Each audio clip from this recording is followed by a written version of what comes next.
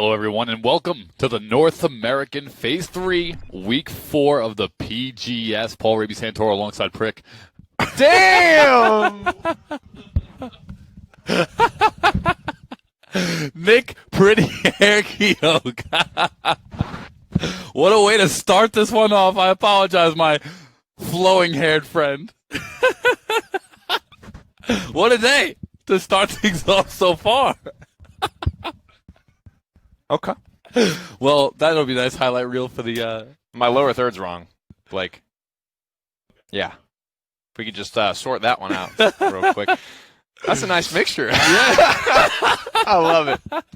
I love my Paulie. Guys, welcome to the North American Phase Finals for the PGS. Phase 3 now. They go by so quickly. What a way. I mean, it's my favorite region of the PGS, I think. It's gotten very competitive since, kind of the storied history of the North American Community Tournament Series. It wasn't very...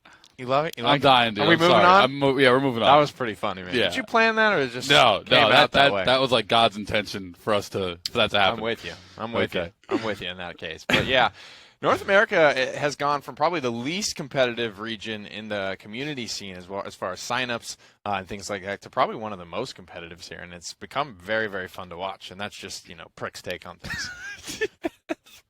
Yeah, but it has been, and it's been crazy, and it's going to get even more intense as Phase 3 Week 4 now kicks off, and we have the Champions Super Series. People competing for that cash money. Yeah. A little bit. We do talk about the phase finals, and it's a road to get here, right? Teams have had to qualify over the course of these 4 weeks. It's the top 2 weeks out, the top 2 teams out of the first 2 weeks, and these are open bracket tournaments, so you can sign up and play at any point during this week phase, and you can see the top 2 teams from the first 2 weeks, and then from the third week we take the top 4 to round out a total of 8 teams that compete here today, and this is the phase finals in a single elimination bracket for that cash money, like you said. Yeah, let's take a look at that bracket here on the day. There's a look at the prize structure at the bottom of your screen there. 2,000 for first, Manny. 1,250 second, third, 1,000 fourth, 750. What is that? 2, 3, about $5,000? Might be some NA math in the chat. Mm-hmm. Depending on how you value the crystals, I think is what it really comes out to. Absolutely. We got some hot skins in the realm as of late. You're going to be needing those crystals, buy some VIP points, all that kind of good stuff. But enough of that. Let's get to the bracket, guys, and talk about who's going to be playing today, who's made it thus far. Like we said, very competitive region. So some of these teams, you start to recognize them. When you recognize all 8 teams in a region, they're just making it back. They're coming week to week to week. It really says a lot about the scene. Well, Stay-at-Home Dads, I believe, is Ozone's team.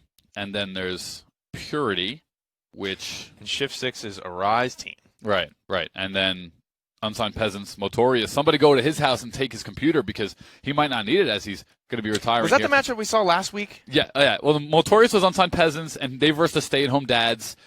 They then wound up beating Stay-at-Home Dads, but then versed Bulls in the finals. No. Okay. I just remember seeing Purity from last week.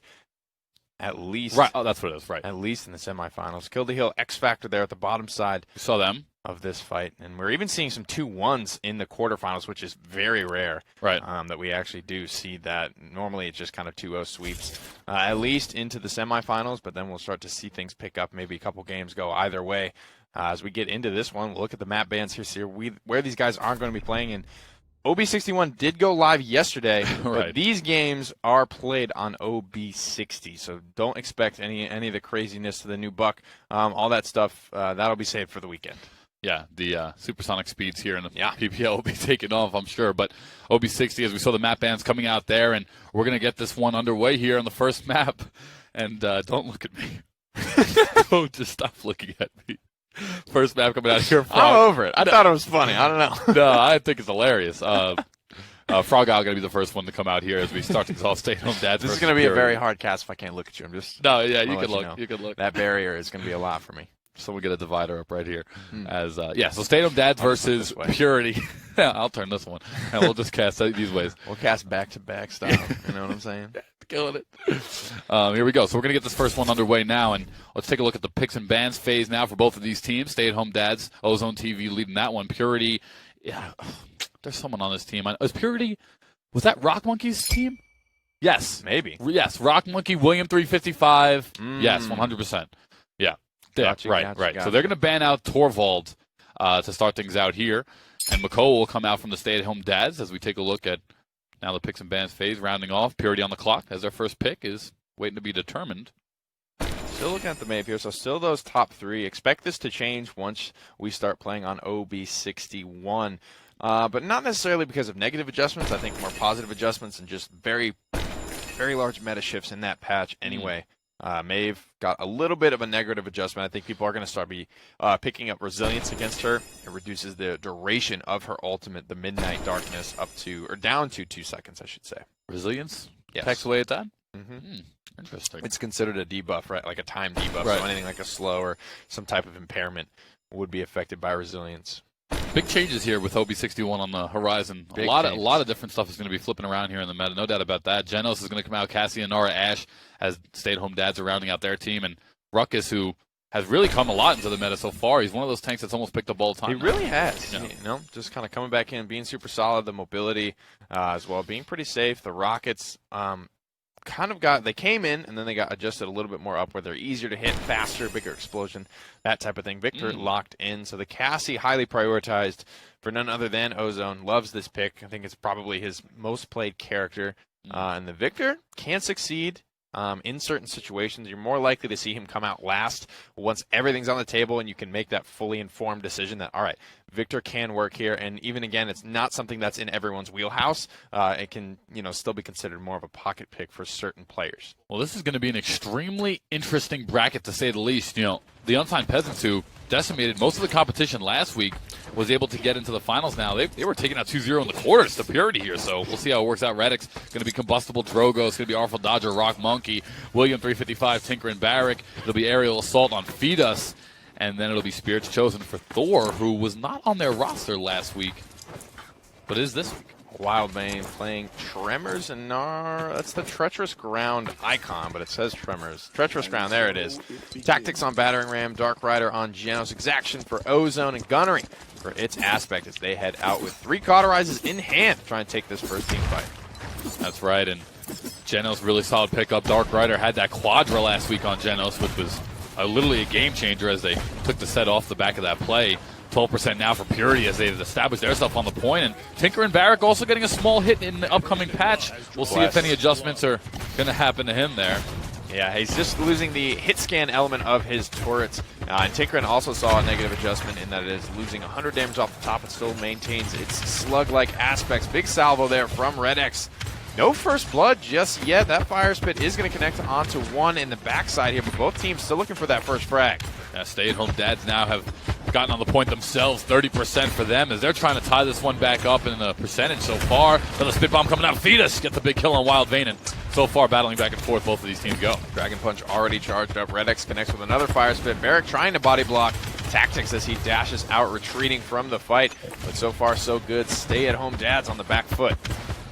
Now, Nick, I don't know about this Victor pick for the stay-at-home dads. Not so much that it's a bad pick. It's just, Victor into Maeve is a tough rough. one. It can be rough, definitely at times. If he's being pocket healed, maybe he'll have a better chance. Victor, a character that I think can just go toe-to-toe with most every character in the game, does a lot of damage, and that's pretty much it.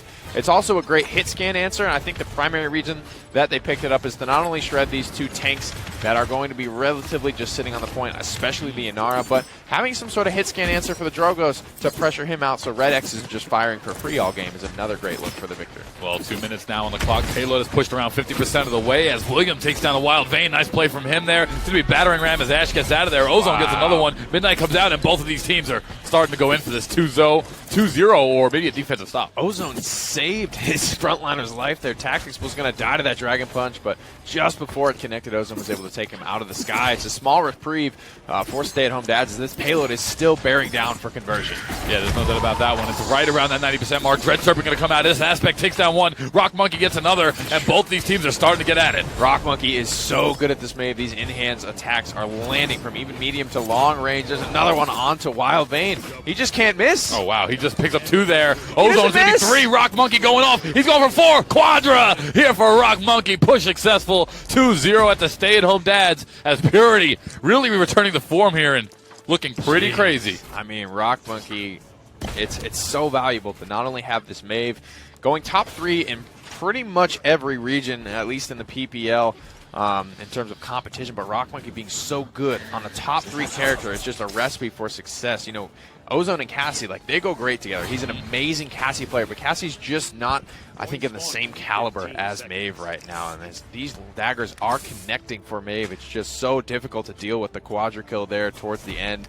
We've seen his cleanses be so on point. Rock Monkey is just impressing me more and more each week with the consistency of his Maeve. Yeah, I mean, if Purity happens to take this set, Nick, I mean, eliminating the champions from last week in the quarters, then you take out stay-at-home dads who were in the semis last week in week 3. They might go all the way, you know, on the back of Rock Monkey's Maeve, and we'll see what else they have to offer here as the upcoming rounds play on. A lot of good things coming from Maeve, and like I said, not a whole lot of negative adjustments for her coming in. I think just bringing her more in line. She might not be top 3 every game, but she's still, I think, going to be a pretty consistent top pick. It's Aspect answers this round, first blood onto Thor on the backside with his barrage. Yeah, Rock Monkey takes down another one. Aspect starting to get things cranking now for Victor as he takes down 2.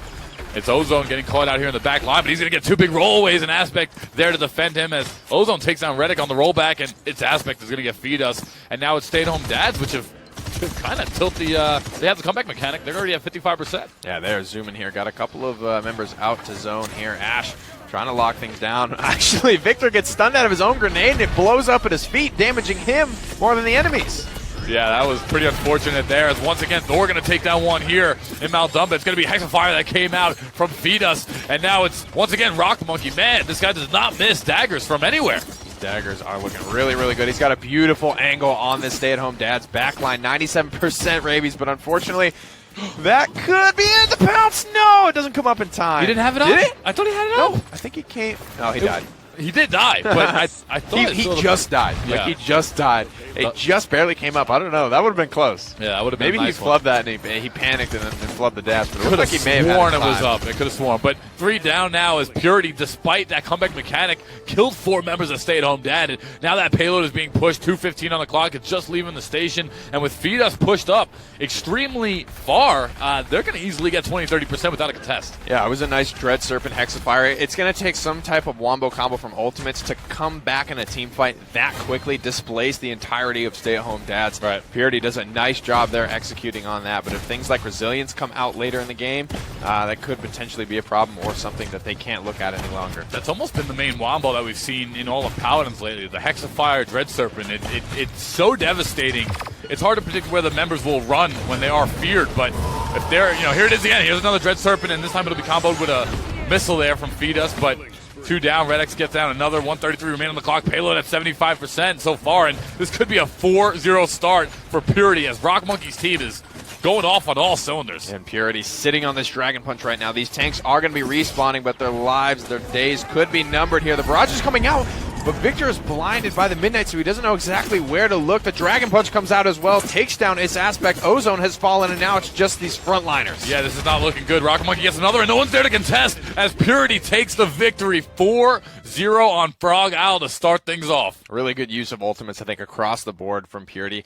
Not to say that there was bad use of ultimates from stay-at-home dads. They just had the less, like, oh, we're going to win this team fight now buttons to push. The Dragon Punch, easy, confirmable. Dome Shield was used perfectly. Hexafire, I mean, you can't say good enough things about the value that we were able to get from those, as well as the Dread Serpent. All the ultimates getting massive, massive value. Yeah, it just seemed like stay-at-home dads, they were fighting as 5, but I never saw ultimates really come out from their team much. I mean, they were kind of just like very unimpactful ultimates. They didn't have a ton to try and set up these team fights with. Maybe you look at the Seismic Crash. Typically, though, Seismic Crash can be used best to counter-initiate a Dread Serpent, which is still difficult to do, and Ara has to be there. She has to have her ultimate ready to go. She has to be ready to hit the button, because sometimes Dread Serpent just comes out too quickly. Yeah. And beyond that, you've got Assert Dominance. You've got things, maybe you've got potentially the Barrage to do a big team fight.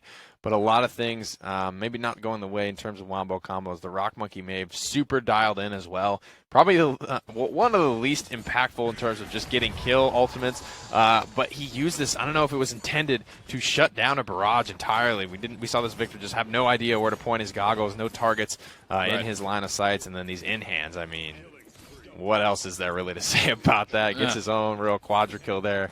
So much damage for those in-hand daggers. Yeah, I mean, there's a reason why they were nerfed a tiny bit in damage in the upcoming patch. They were definitely a little too strong, as we've seen, Right. but she's still going to be in a very strong place after the patch Right. leaves. Her, the 60 damage nerf is really, it's really appropriate is the word for that one, as Rock Monkey totally destroyed things here in Game 1. Purity looking super strong to start things off. Absolutely. And so we'll move on to Game 2 here. This is a best-of-5 set, so someone's got to claim 3 wins before the other does as well, before they're able to move on, claim their lion's share of the prize pool. Wow. And a Timber Mill pick comes through pretty early on in this set. This hasn't been banned out, obviously, but something that doesn't necessarily even get played in these best-of-5s, even if we go the distance all 5 games.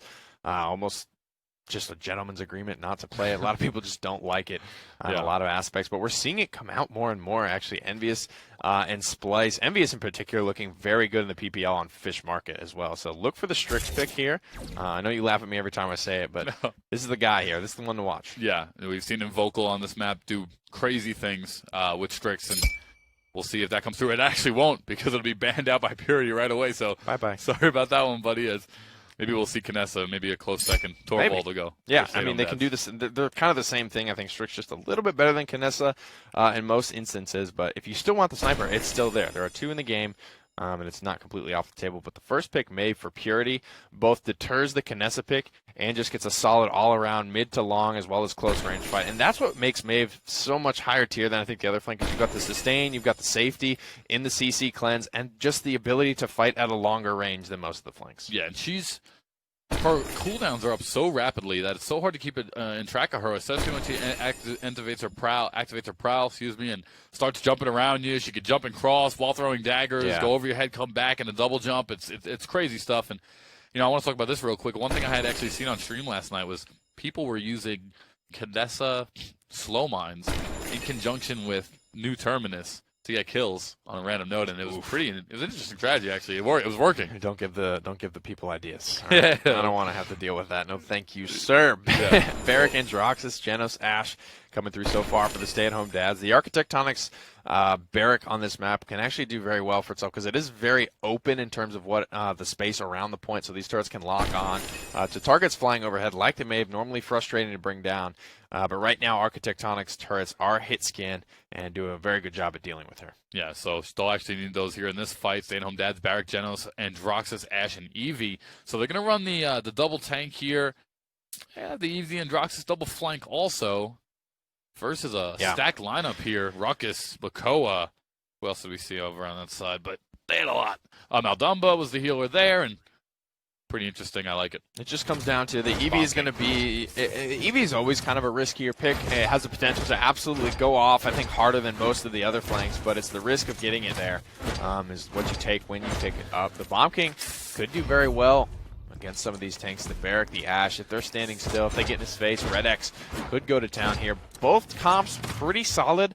I think on paper, the upsides of both Androxus and Eevee are probably a little bit higher than Maeve and Bomb King in terms of the frag potential. But I think this comp from Purity is a little bit safer. Red X here on Chain Reaction. Spirit's chosen for Thor's Damba. The swap to Half Shell for Williams, Makoa, Artful Dodger for Rock Monkeys, Maeve, and Aerial Assault for Fetus Ruckus. Over to the other side, Ozone with the Dark Stalker there on Androxus' aspect over the moon. Nice. It's going to be Wild Vein battering Ram. Tactics here with Tinker and Barrack, and Dark Rider is on Celestial Probably Touch. Celestial Touch or Luminary, Yeah, one of those two. But we'll see here as most members of Stay-at-Home Dads are actually conjuncted in this left-hand room here, and left side room, 15% now for Purity. And the Bomb King just sitting in the back line. Red X, he's going to do an easy job there with Rock. It's the Dredge Anchor straight into that Chain Reaction Bomb King, and he's going to sit here and tee off on people from mid-range, waiting for his Makoa to pull somebody into danger. Ozone's trying to get in Rock Monkey's face, but he's already poked out so low. Aspect is going to come up to help, but he hasn't taken a shot just yet, and he's very healthy. All right, so why don't we take a look at Aspect when he comes back up and check out what his loadout is here on the Eevee, as we're seeing Red X up top now. He's going to be fighting Sandroxus one-on-one. Rock Monkey takes down another one. 75% Purity in total control once again. Ozone looking for it. Ozone is super weak right now. Don't put his cooldowns to spare. He gets the Astral Mark from Genos, gets topped back up, but it's too late. Purity, while all this infighting has gone in this little flank over here, the point has been capturing Purity. Got a solid pick with their Dredge Anchor, and then kind of never looked back. That's right. And, Nick, as we take a look at the stay-at-home dads who have lost 5 points in a row straight here, why don't you tell us a little bit about the Eevee loadout here that we're seeing? The Teleport 3 is sort of standard. Flicker's pretty standard. Everything can be kind of determined stylistic. The two big things here, at least for Over the Moon, are Killing Frost to look at and the Swift Witch. I run Killing Frost 3 as well as Swift Witch 3.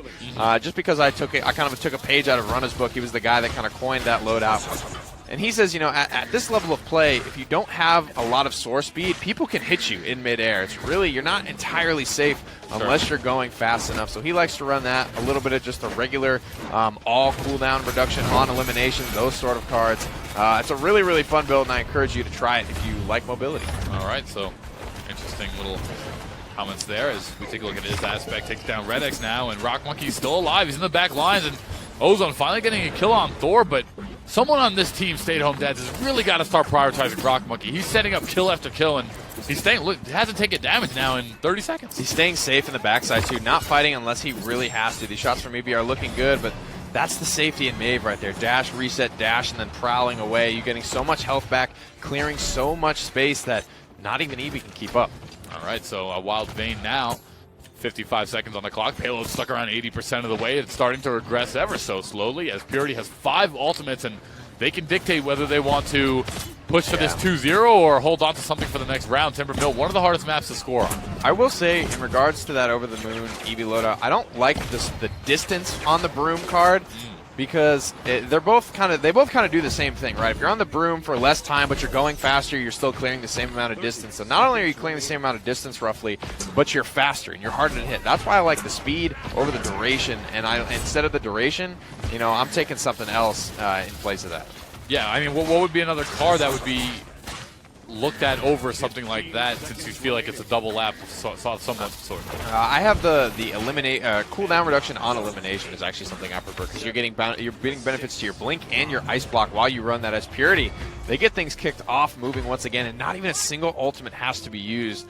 That really comes back to, I think, William355, his pick potential on this Makoa to just kickstart pushes that really had no life or no place being kickstarted before. Yeah, he has a phenomenal Makoa for one of these PGS teams. I mean, it's super strong, always accurate, almost as good as some of these PPL guys. I would love to see Purity at some point versus maybe some of these PPL teams. It'd be an interesting battle.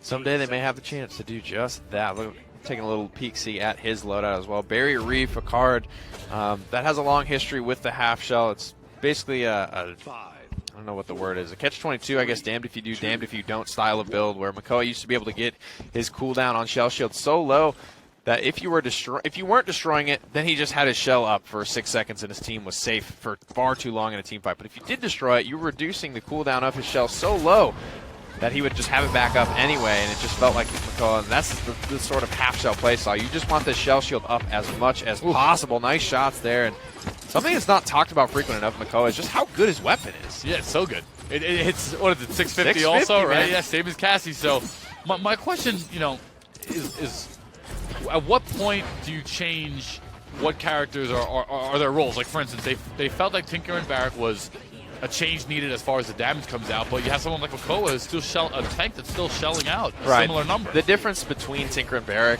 and Makoa's cannon is the trajectory of the actual projectile itself, and probably the speed at which it travels through the air. So you can see it not only falls down while it's going, but it moves, I think, a little bit slower than Tinker and Barrack's slug does. And he's got less ammo in the clip. He's only got 4 as well to work with versus 6 from Barrack. So little things like that. I see. Okay. Very interesting take on things as we're taking a look now at Fetus, who's up top. 2 minutes remain on the clock. A lot of damage coming out from 2 or 3 targets. A cursed arm, but Fetus is going to shut that down easily. William gets a kill, and so far it's all Purity, as the payload's still stuck around 50%, but the kills are coming their way.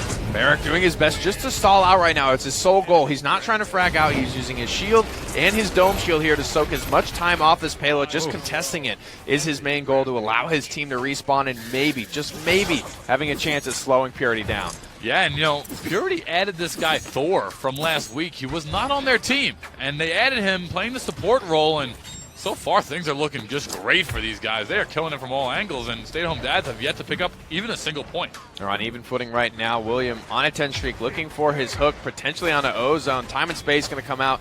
Doesn't connect onto anyone here. Purity very close to closing this one out. Red X, Dredge Anchor. It's another combination, another match made in heaven. It's going to result in a kill on the Ozone. Yeah, and so far Ozone has struggled a little bit here as King Bomb's going to come out. It's going to be at midnight as well, as it looks like Purity will be able to get this one in if they kill this Barrack here. Dredge Serpent going to come out, and that's going to do it. They actually did a very smart thing there, Purity taking map 2. They pushed past the payload just a little bit, threw the Dread Serpent out, and that allowed, once the Fear came out and the kill, to just be ahead of the payload, but still capture it. Right. And, there's a couple things I'm just sort of noticing about the differences in team play here. It feels like, people coming and going, right, on these rosters. And you've got sort of the core of each roster, comparing Feed Us on Ruckus to one of the other tank players are just how consistent these guys are playing together. Like, you look at Ozone, maybe he's playing ranked by himself a lot of these days, maybe duo queuing at best, but you can kind of see that reflected in his play. He loves his Cassie. He loves his Andro.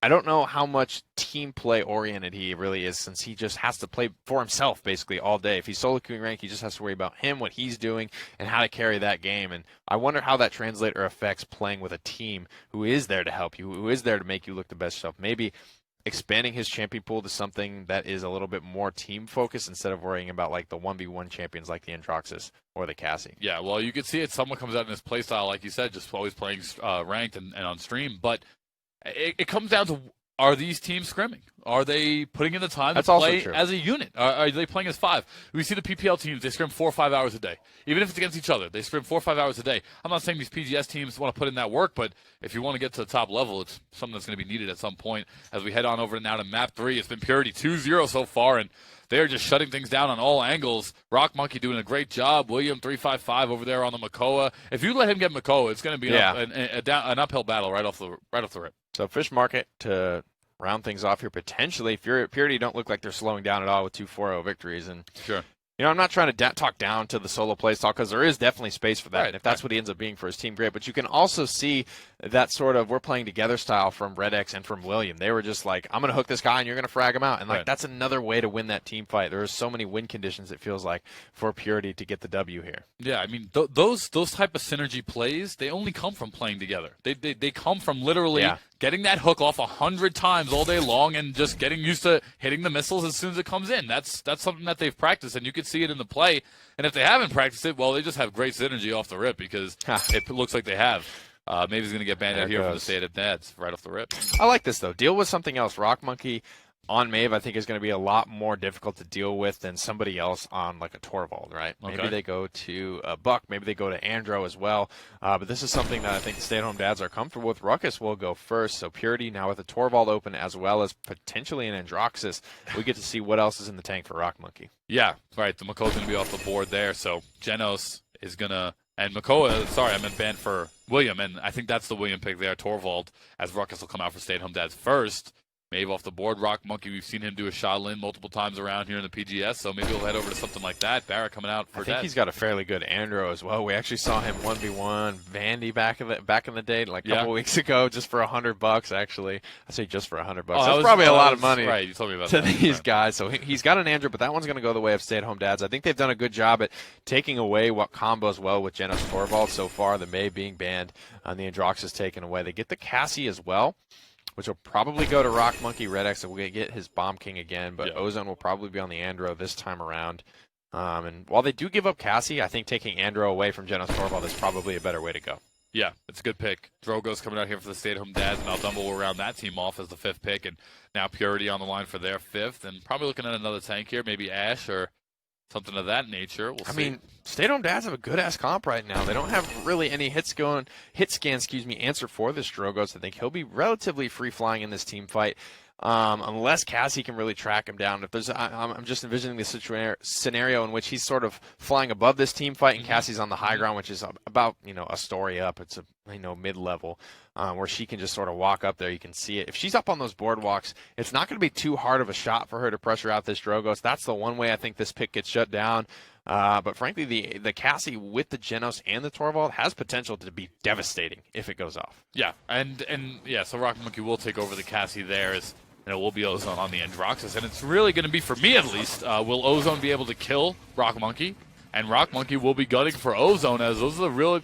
I really like this composition that I see most of the time a lot these days. People that take Androxus are also taking Drogos, and they're super able to control that airspace. It's devastating. Not only do you have the Drogo Spit Bomb, but you also have the Androxus. Now they're stepping around, makes things difficult. We're looking at Darkstalker here for Andro. Tinkering on Barrack, Spirits chosen for Damba. Its Aspect goes for the Wormjets Drogos this time around. Aerial Assault for Tactics Ruckus. Over to the other side, Thor waiting to pick his Battering Ram William. It's going to be Rock Monkey with the Exaction. Fetus here with the Field Study, and Red X on Chain Reaction as we're looking to get into this next round here on Fish Market. Purity up 2, Stay at Home Dad 0, as it's really Purity who's it's their game to lose at this point. They're totally in the driver's seat. William is going to battle most of the time, and I love seeing this. Every time you're going against an Ashe, a team groups. You can't group. She's already taken 4 guys down to 15-20% of life just off her primary. She's getting the Field Study bubble as well, so hitting hard. Its Aspect is going to find first blood.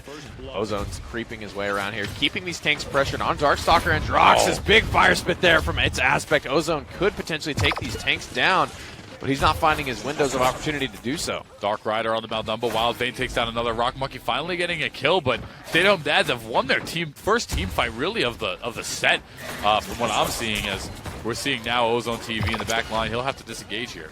He gets very aggressive, and I think it's one thing he's going to have to be careful of in this match in particular. It's so difficult to push into what I assume to be a Luminary Genos as well as a Field Study Torvald, because you never know. That duel could turn really, really poor for you in an instant when all of a sudden the person you're 1v1ing gets a 2,000 HP shield and 55% more damage on top of that. That's right, 70% here coming out for Stay at Home Dads, as Purity actually, despite losing a team fight, it just seems that there's something missing here from Stay at Home Dads. How do you lose a team fight, but you're able to tie up literally within seconds of returning to the point?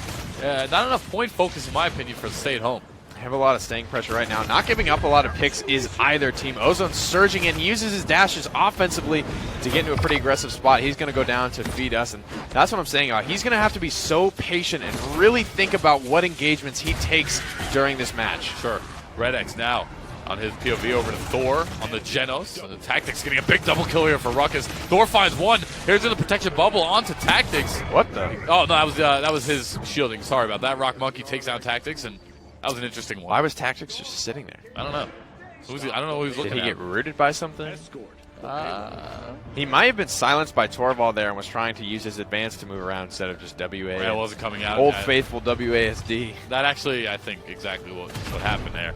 That's going to be a Battering Ram match. Nice, connecting right there onto the Barrack, and Rock Monkey will team him up. Assert Dominance coming on the back line. 210, and Purity's going to be able to push this card as all members of Stay at Home Dads are trapped in the back lines. Purity's going to push this card already up to 50% with no contest. I love that play. Look at the space that William made pretty much all by himself. He just charged in there, started ripping away, didn't hesitate going in on the ult. And one thing that I think I like that he did is you don't have to. How many Ashes do we see die mid-air in their ultimates? You don't take damage, so you're getting as much use out of it being full HP as no HP. You're not taking damage during that 8 seconds, and you're probably safer coming out of it with a little bit of HP to spare and not taking that big risk to pop it at one shot. Yeah, and they have the Genos on their team as well, so there's no worry of getting Void Grip there by that strategy, because they have that character on their team. As it looks like William 3-5 is going to take down another one here. 126 on the clock. Payload at 90%. William already has a double kill, and this is going all in favor of Purity as they look to take down everyone. Dome Shield coming out as well.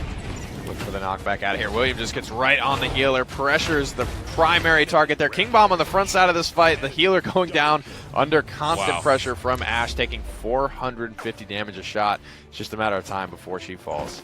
I can't remember if... No, they didn't. Stay at Home Dads didn't get around the first set, right? No. No, they didn't. So it's been 4-0 first set. 4-4-0. 4-0 second set. And now 2-0 so far for Purity in this final set, potentially. And it's been 10 unanswered points in a row against the Stay at Home Dads. I haven't seen that in a long time. Yeah, and it's not like Stay at Home Dads are bad players. I think, like I was saying earlier, it just feels like more of playing together is the main problem for these guys right now. They seem pretty split up, pretty unsure of what to do. Purity have a great composition as well. Stay at Home Dads do as well. It's just, I think Stay at Home Dads need to really think about how they want to take these fights, and that just means there's so much margin for error with them. Purity have such a safe, solid composition with the Torvald Genos and with Ashe. There are so many ways for them to create pressure and space for their fraggers to do their job. No, I do like Stay at Home Dads comp, but I don't like it as much as Purity's. And I just feel like a lot of the times, especially with some of these PGS teams, that they lose the game on That's the what I'm draft talking board. about there. You see that? You remember last week when we were watching Ozone play Cassie on Fish Market, and he was just going in, ham. First guy in, first guy out of almost every team fight. Look at where Rock Monkey was in that fight with Cassie. He's just kind of sitting in the back, poking around, seeing what's what. Meanwhile, you see Ozone on Androxus this time, first one in the team fight, a cursed arm. The dude is just pure aggression. He wants to go in. And stay-at-home dads, they didn't look like they were all on the same page with that play. That's a play you can make. You can definitely be that type of player, but you have to get your team, I think, on the same page as well. He can't be out there exposed by himself, opening a team fight, a 5-on-5 with a cursed arm. Yeah, well, me and Evan had a discussion about aggression versus fundamentals, and I've always been a guy, it's like, I love aggression. They're not necessarily different things. No, but the thing is that the fundamental play here of Cassie, right there, he was just playing straight fundamental Cassie. Backline, damage, not diving in, no risk at all. As we see the aggression coming out from Androxus, Ozone, and it can work, but you need your team like so on board, like you said, to really pull off a play like that. You can't dive 5-on-1. There's no way you get blown up. That's exactly what we saw, but stay-at-home dads, despite the effort, will wind up coming away with their first point. They get 10 unanswered points. Stay-at-home dads are going to get themselves on the board here in game number 3. Fire Spit comes out, connects in a big way on a Red X. Actually doesn't quite take him down. He gets away to safety. And the comeback mechanic, they just need to squeak that one team fight out, and they were able to bring things back. Tactics gets a kill here on Red X. Rock Monkey has really played a defensive style for most of this round. Right. He hasn't left the uprights. He's been just shooting his arrows, and that's what makes Cassie so vital, in my opinion. Direct hits from across, very low. She's projectile, if I'm not correct. She has a small drop-off, very small. So, but still, damn near hit scan. You know. They're very fast. I think what Cassie does best is this type of play, and now the team fight's open. They've gotten to pick. They've gotten to pick on Ozone as well, probably her biggest threat. And you can move. You can clean up a fight. You can clean up so many people that are on the back foot and just have your way with them as Cassie. She does much better cleaning up a fight where pressure has already been created for her than she does trying to make it all by her own. And we're seeing it now as stay-at-home dads are looking to get their first. They're really looking for a 2-0 here rebuttal as they need it, as they are going to be down 3-1 if they get defended up here. Red X is another one. We haven't talked about him too much, but doing a great job on the Bomb King, really covering Rock Monkey. And I don't think Rock Monkey has as much success as he's had without Red X on the Bomb King really holding the zones. Yeah, he's going to be hitting hard, swinging on these frontliners, trying to pressure them out as well. It's just a big trickle down, right? If there's no pressure on the frontliners, they're having their way. They're creating pressure for the fraggers to then do their job. It's all about working together. It's all about team play here in this game. 3 picks do come through for Purity. They're creating a lot of pressure right now. Stay-at-home dads have not made a lot of progress on this payload push. I mean, they haven't even gotten out of the base. They haven't even left this house structure here in about 30 seconds or a minute, as 28 seconds remain now on the clock. And the time is ticking down, and stay-at-home dads need to find some way to get in here. It could be on the back of Tactics as he heads up into the air. There is one member. Genos is very weak. Rock Monkey finally on the ground, and we need something coming out here from some member at stay-at-home dads as they're trying to even get back to the payload. Aspect going to be the first one to fall here. Rock Monkey, I actually think, just disengaged him off the map. A little bit of a fadeaway there. Ozone finds a big pick onto Rock Monkey. His reversal is good. He's got his nether steps as well. He's looking for pressure onto this Genos here, but he decides to play it safe and stay alive. William gets one. Red X gets another one, and it just seems like every time that stay-at-home dads get some sort of momentum building in their favor, Red X or Rock Monkey or somebody, William from Purity just shuts it on down, but a big 2 kills, 3 kills now coming out from stay-at-home dads. The overtime meter is ticking out here. The payload has a long way to go, but at least they get it moving. We're saying there's a chance, ladies and gentlemen. Yeah. It's going to be a long way. It's going to have to be a near flawless push for the stay-at-home dads to convert this one, but they've got 5 ultimates to do it. Purity are sitting on 3, close to their 4th and 5th ultimates, but stay-at-home dads have the resources here. They just need to execute. See, it's a little risky what we just see now, because in reality, the stay-at-home dads want to push past the payload to get some sort of momentum to get it all the way through, but they're scared because they're worried about if they die even once, that this defense success comes out, and William bashes the lines and comes out easily. He does. He creates a lot of pressure in that backfight and splits it up again, 3-2 members. 2 members, I believe it was Ozone and a Wild Vein, were sort of caught out behind that barrier that William created for his squad. William died in the process, but he bought enough time. He bought pressure. He distracted Torvald, Drogos, and Maldamba away from the other 2 members that it makes it a relatively easy 4 versus 2 for the rest of his team to just easily clean up. But like I was saying, a lot of resources available for both squads. 9 of the 10 ultimates are available right now, and Thor is only 11% off of Through Time and Space. That ultimate, not the biggest talking point here. It's sort of, if you hit it, great. We're probably going to win the fight now, but we're not exactly expecting you to. Well, Purity up 3-1 as they had that defense successful. They have 4 ultimates. General's right around the corner. It's going to be 5 here for the Stay-at-Home Dads on their favor, so they have more ultimates, rather, not better. But will it be who connects with what? And as we head now into the fight, what's going to come out here? We see Ozone getting very aggressive again, going for the same play and getting the same result in the backline, opening things with a cursed arm and dying. But now, how come Ozone not just find Rock Monkey, nether step to him? He did. That's what he did? That's what he's been trying. I mean, Rock Monkey's been getting the better of him every single time. 3 members fall down. You can't really even do that with Torvald. You wouldn't have enough damage. Right. If he gets the shield off and gets value for it, Cassie's going to be at 4,200 effective health in that fight. A Cursed Arm only does 4,000 damage if you hit every shot perfectly. But, I mean, protection, you have to be within range to cast it on your teammate, and Rock Monkey's it's a pretty far range. It is a pretty far range. It's about, I would say, if we're talking full map as the judge, it's probably a half or 3/4 of the map, but there is a range where it can't connect. As we see now, 81% for Purity as they've been in total control, looking at 3-0 Stay-at-Home Dads.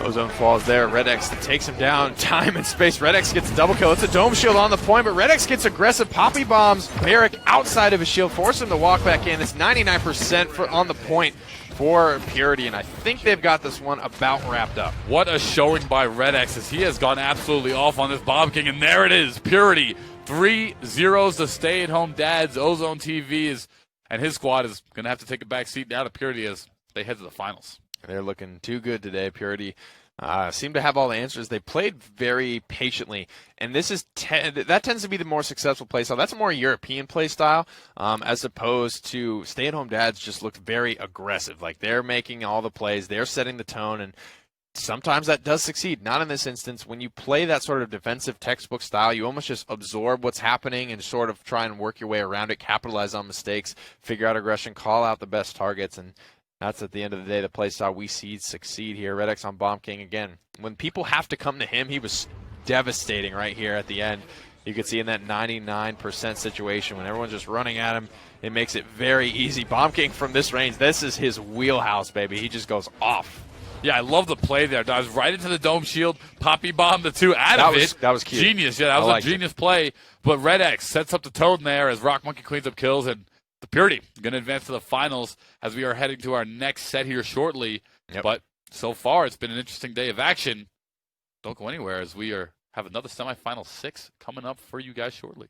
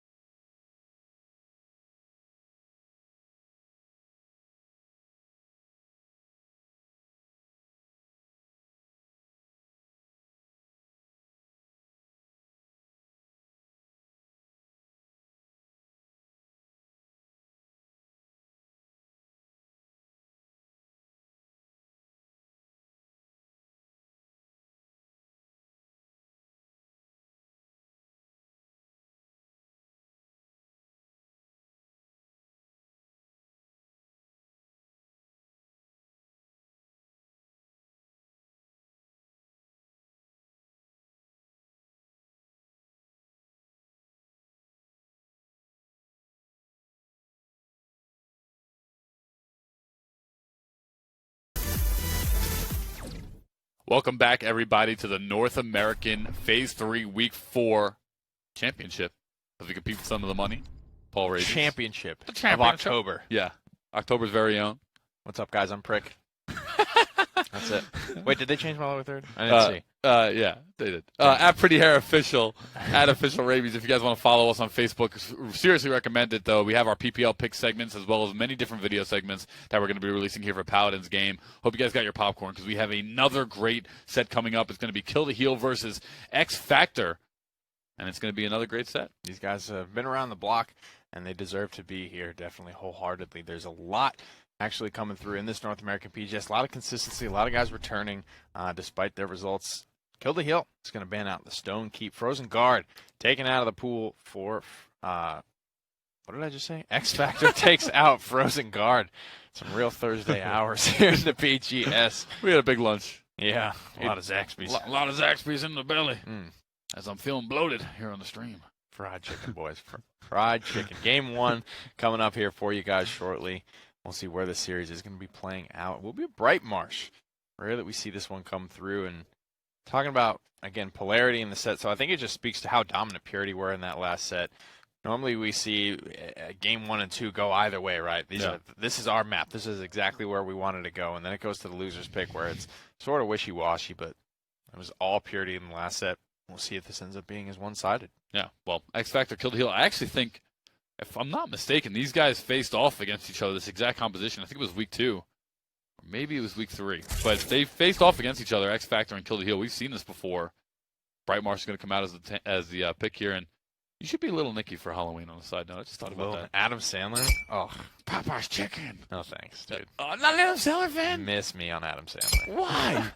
That's crazy. I just think he plays the same moron in every movie. He does. You're right. I'm just over it. Yeah, he's trying to deal with Netflix. I think they paid him like $5 million a movie to make the corniest movie. That's fine, man. I just respectfully decline to partake. Okay, I respect that. No doubt about that. Torvald, Maeve coming out here on the bans. X Factor will ban out the Maeve. Kill the Heel going to ban out Torvald now. And Drox is going to be a first pick, and Barrack will come out on his side too. X Factor took the Makoa. Pretty damn solid here on Bright Marsh. Dealing with Makoa could be a problem. Landing those dredge anchors is a easy way to shut down Aatrox. As we saw that in Game 2 of the previous set. Ozone was struggling to deal with Williams' hook being so on point. Bomb King Damba. So X Factor prioritizing. It's always notable. Normally we see Genos prioritized over Maldamba. It's not that often that we see Damba prioritized over Genos. Genos, with the ability to compete being so much easier, so much more consistent than Damba, is typically why that is. But X Factor clearly want the Snake. I think Snake has the better ultimate of the two. Oh, yeah. Easy hands down. The consistency in the rest of the kit and the safety of it is where Genos shines. One of the things I told Evan on Tuesday when we watched the EU PGS, as Willow finally comes out here for Kill the Heel, we haven't seen her in a while, I just don't think that the Paladins community overall uses Through Time and Space properly.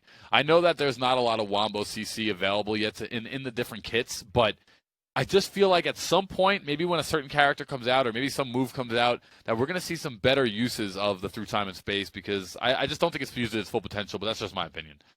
You got to get creative with it for sure right now. Like even if you use it to get one kill on some sort of CC combination, most of the time we just see it just thrown. I mean, I don't know. Thrown into the wind. Yeah. I mean, ultimates, at least for frontliners or setups, and typically you don't have, I mean, Saris and Maldamba are two great ways to set it up, but you typically don't have those two characters. Right, and then beyond that, you're looking at maybe Seismic Crash and King Bomb. But in its own right, it's like King Bomb and Seismic Crash sometimes are enough to win a team fight. You don't really need it. So it's just a question. I got to say, I really think this comp right here is the better one on paper. If I don't see Resilience coming out against this Makoa and Nara, Bomb King as well as Maldamba, I think they lose the game straight up. It's going to be Batter and Ram Ash for Jalen. Vaz going to have Accelerant, Bomb King, and then Poison on Spirits, Chosen Maldamba. Over to the other side, Watkins, Darkstalker, Big Wild, and Tinkerin. Exaction coming down respectively for everybody. Steve Massive. There we go. We haven't seen them in a while.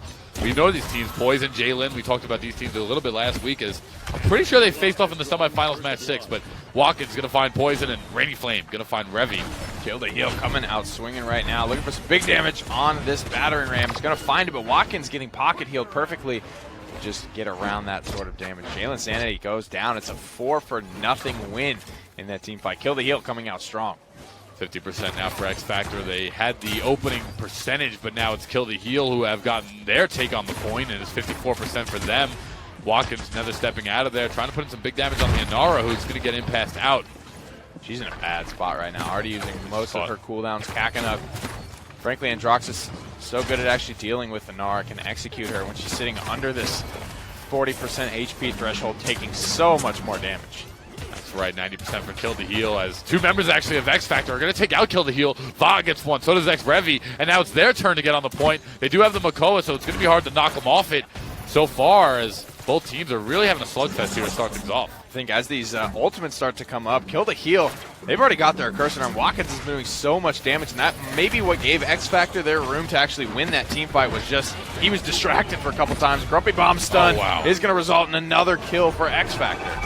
Accelerant Bomb King is nutty. Yeah, it's dangerous. That move, I was playing ranked the other night, and I haven't been, playing ranked too long here in Paladins PC at least, and I was getting frustrated. That was coming out a lot. Red Server comes out, X Revi takes down Jab Jab, and overtime has begun to take out in Kill the Heal's favor, but actually it's Kill the Heal that comes away with most of the kills, and they'll be able to get the point. It's just Watkins. He uses a Cursed Arm. He's already back to 70%. This guy was just doing too much damage. Let's go to the charts, see where he ends up, or at least take a look at how many killing blows he has on his disposal right now. Damage out. He is almost doubling everyone in this game. Watkins has come out swinging. Yeah, no doubt about that. In fact, 3 members of Kill the Heal are topping those DPS boards. Even Genos is in the 5th. He's in there, man. Over Barrack? Are you serious? What is going on? I mean, the character does a lot of damage at base, and then with Luminary, which is the more popular pick in today's standards, he does even more damage. He's north of 1,000 DPS, which is actually, it's funny to note, but it's more than Shaolin. Shaolin doesn't do a lot of damage per second. He just swings really hard. There's a couple of big swings there from a Cursed Arm. Just gets the one kill that he needs, and doesn't stay safe there, but gets a kill. Through Time and Space came out as the last-ditch effort. Jalen's going to take down Watkins here. We heard Ancient Rage came out there from the Makoa in his pirate tune theme. 126 remain on the clock. As we see the payload around 40%. Kill the Heal trying to get this 2-0 conversion, as well as X Factor trying to get the defensive stop to tie things up here in this round. Got to keep Watkins safe here. He's a little bit poked out, trying to push through this Makoa, and the payload is relatively exposed right now. Everyone, at least 3 members, went high ground to try and snuff out Watkins in his flank. They're going to lose Jalen's sanity on the front side of this fight. As a result, Jab Jab has potential to go off. They got a lot of members squared away in this room. Rabies, this is not looking good. No, there's X Revi here, but he's going to go down to Jab Jab. He was able to take down one.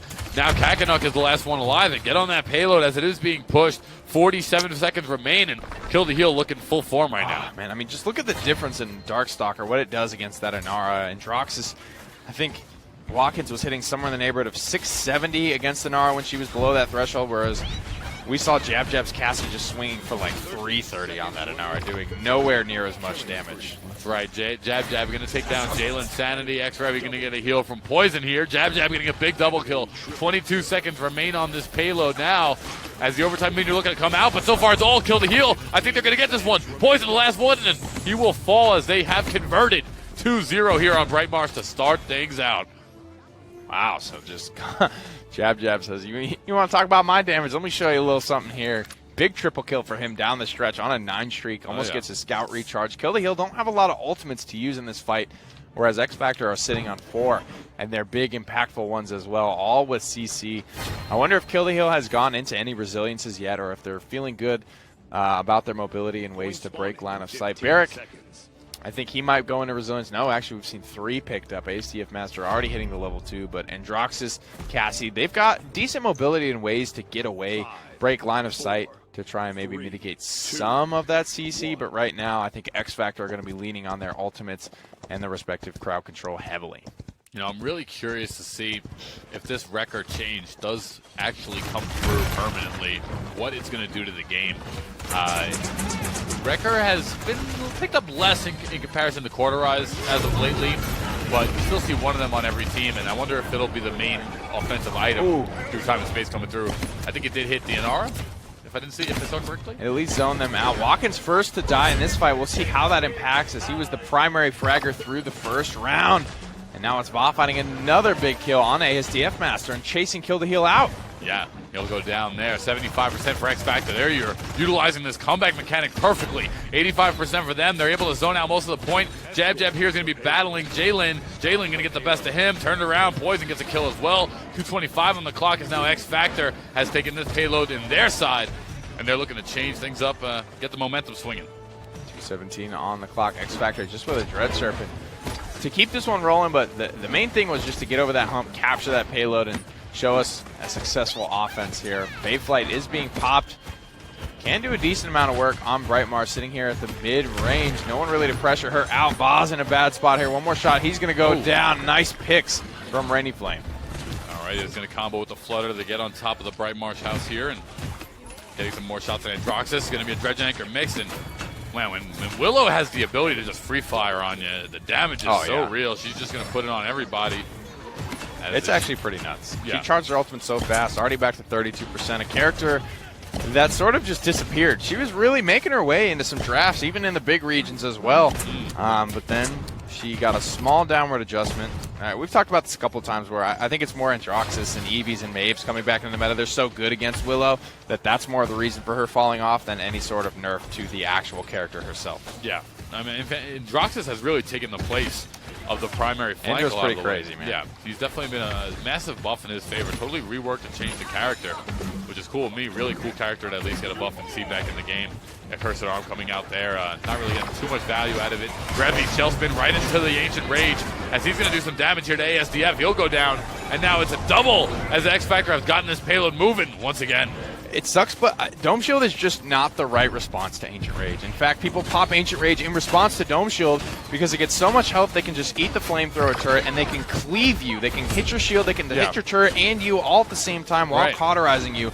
It's such a good answer, and I think a beautiful start to this team fight for the X Factor. Yeah, and it's weird. It's almost like Barracks, at least some of the PGS teams, the Dome Shield is like their instant, get out of trouble button. It's like, oh, Dome Shield. But when it comes to it is. Yeah, it is. And it's like when you like you said, wow, what a put successful there. Kill the heal. Nobody came down off the uprights. X Factor easily gets conversion there. Basically walked the payload in without much contest. Yeah.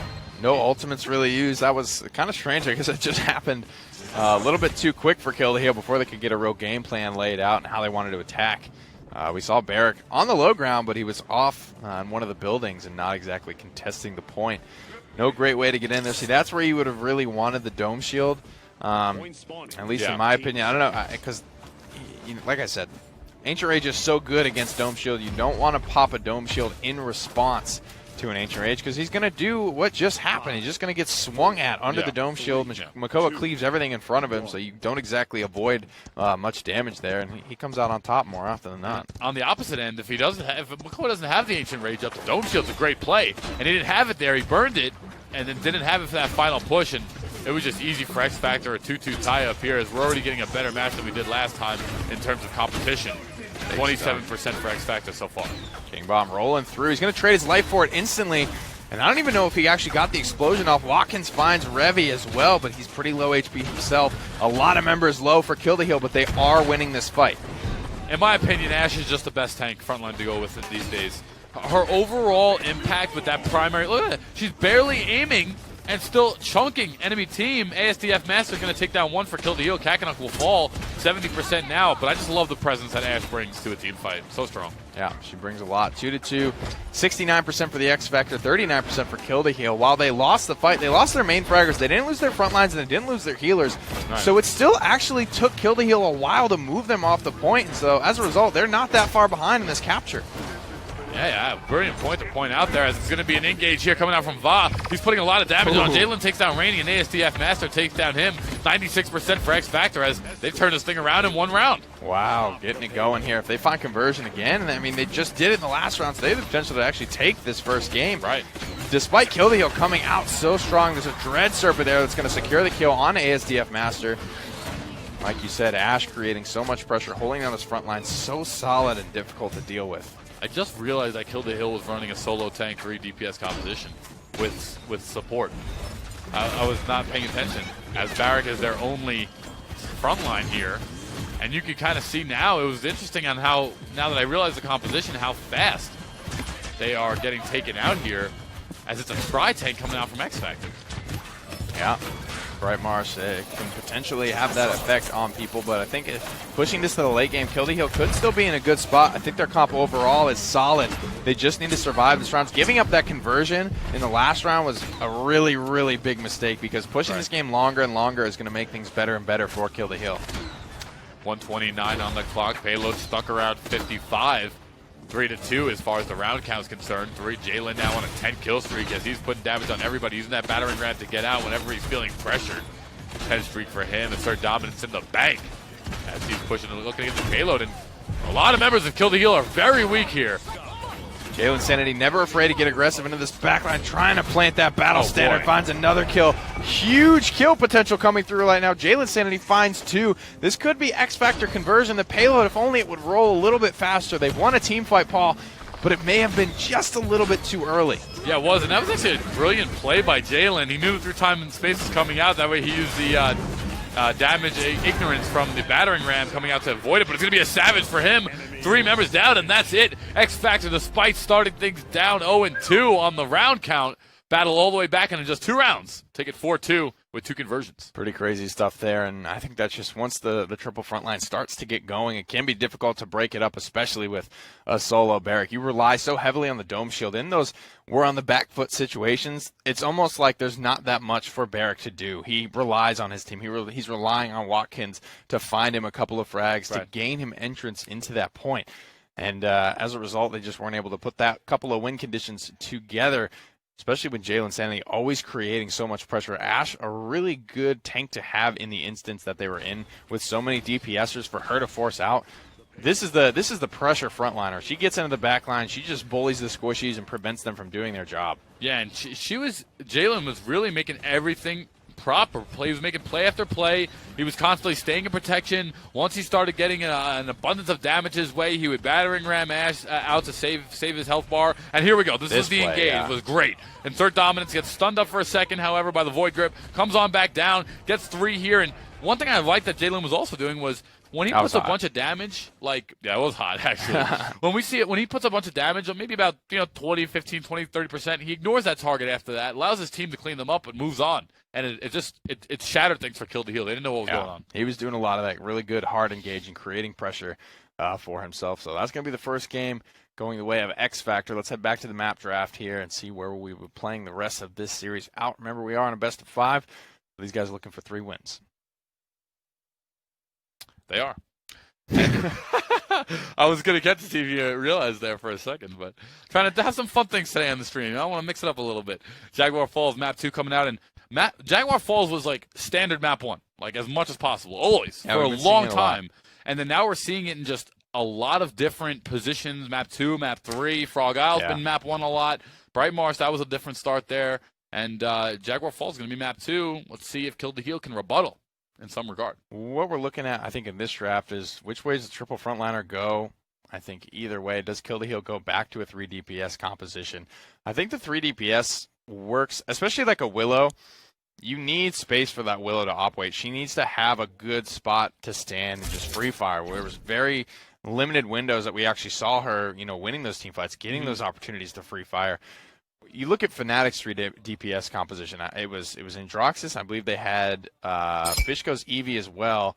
And they had one more, just a lot of mobility, though, and a lot of ways to attack on a lot of different fronts. And characters that can kind of look after themselves. They don't need a lot of help in terms of being set up in that team fight. And that's when I feel 3 DPS kind of succeeds the most. Well, we did see it's in that game, the Fnatic game, it destroyed, as it was in their favor. Yeah, it's tough to deal with. The triple flank comp was very nice. Makoa going to be the first pick for Kill the Heal. X Factor going to stick to that Ash pick, which was a great one there. That'll be Jalen, no doubt about that one. Cassie is going to come out too, and Kill the Heal now on the clock for their rebuttal picks 2 and 3.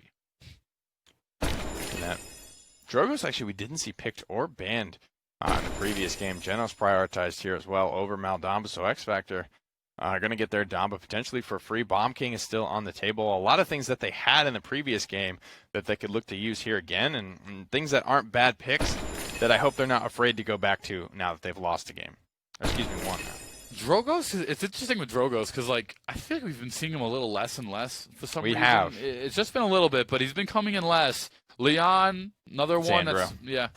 Yeah, it is Andro. It really is. Because in the air, it's like you don't need to pick combustible or worm jets. You get the damage as well as the mobility with Nether Step and just your primary fire on Andro. Kill the heal. They're going to have the Makoa, which is a good answer for the Androxus, which is a good answer for the Drogos. They've got a nice little chain reaction thing going for them, and they can in this composition, so maybe they can look to get things going once again for themselves.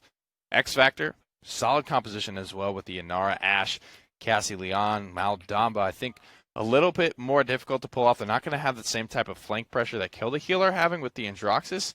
Leon is definitely a hit or miss character. I think can really, really go off in a fight, or can do nothing and just kind of get sat on or 3-shot by this Andro. I love Leon. She's a lot of fun, man. When you see her executed to that top level of play, it's just an absolute blast to watch. 80 Shades, he did it last week on the PPL, and that was week 2. Week 2, he had just an amazingly outplayed. We saw Vandy with multiple plays with that as well. As we see now, Jab, it's going to be God Slayer for his Androxus. Pluck over there on the ASDF Master. Head down and take a look here at some other stuff. Rainy Flame on the Drogos. He's going to go Quarterize. So 4 Quarterize actually coming out. Tinker in, Barrack on the Watkins. And then it'll be Rainy Flame for Wormjet. So he'll take the mobility. Got a Battering Ram for Ashe. Got Alacrity for Leon this time. Jalen Sanity on Exaction. Cassie Poison on Mother's Grace and Nara, as well as Val on Spirit Shows and Maldamba. But I'm surprised Jab goes for the Godslayer here. Not the Darkstalker when he has a Nara and Ashe to go up against 2 characters that are pretty difficult to confirm kills against. 18% now for X Factor, as despite their slow start, they came out of nowhere. They just had such a great turnaround. Rainy Flame going to take down X Revi. Va gets one. Kakana gets another on the Leon. Ooh. Nice shots there by Watkins, looking for his Sherlock, as 40-50% now for X Factor. 2-2 trade. So much point capture already gained for the X Factor. This Inara, she did the thing where she walks straight to the point, she sits there, and she doesn't die, and then all of a sudden you're way up, 75%. Jalen Sanity looking for some shots, and Nara gets caught out. She's bought a lot of time, enough time, in fact, for X Factor to get to 90% on the point before even being displaced. Because she's a brick. House. That's right. There's no doubt about it. It's so hard. When you see a Nara on any objective or in front of a teammate or something, you always passively get a little like, do I back up here? That's what I'm saying. She's so hard to kill. I mean, Darkstalker opens up the opportunity for you to fight tanks as Androxus. You can 1v1 them a lot easier when they get under that execution threshold and burn them, I think, a little bit quicker than they're used to. Time and Space comes out. Bagel Wow looks like he picks up Revi with it as back. Rainy Flame gets another. Bagel Wow finds a second kill in this engagement. The Bagel Boys have come to play. The Bagelers, as nice shots there by Jab as he tacks him in there. Rainy Flame going to double burst down Jalen Sanity, and Jalen over on the Cassie this time around.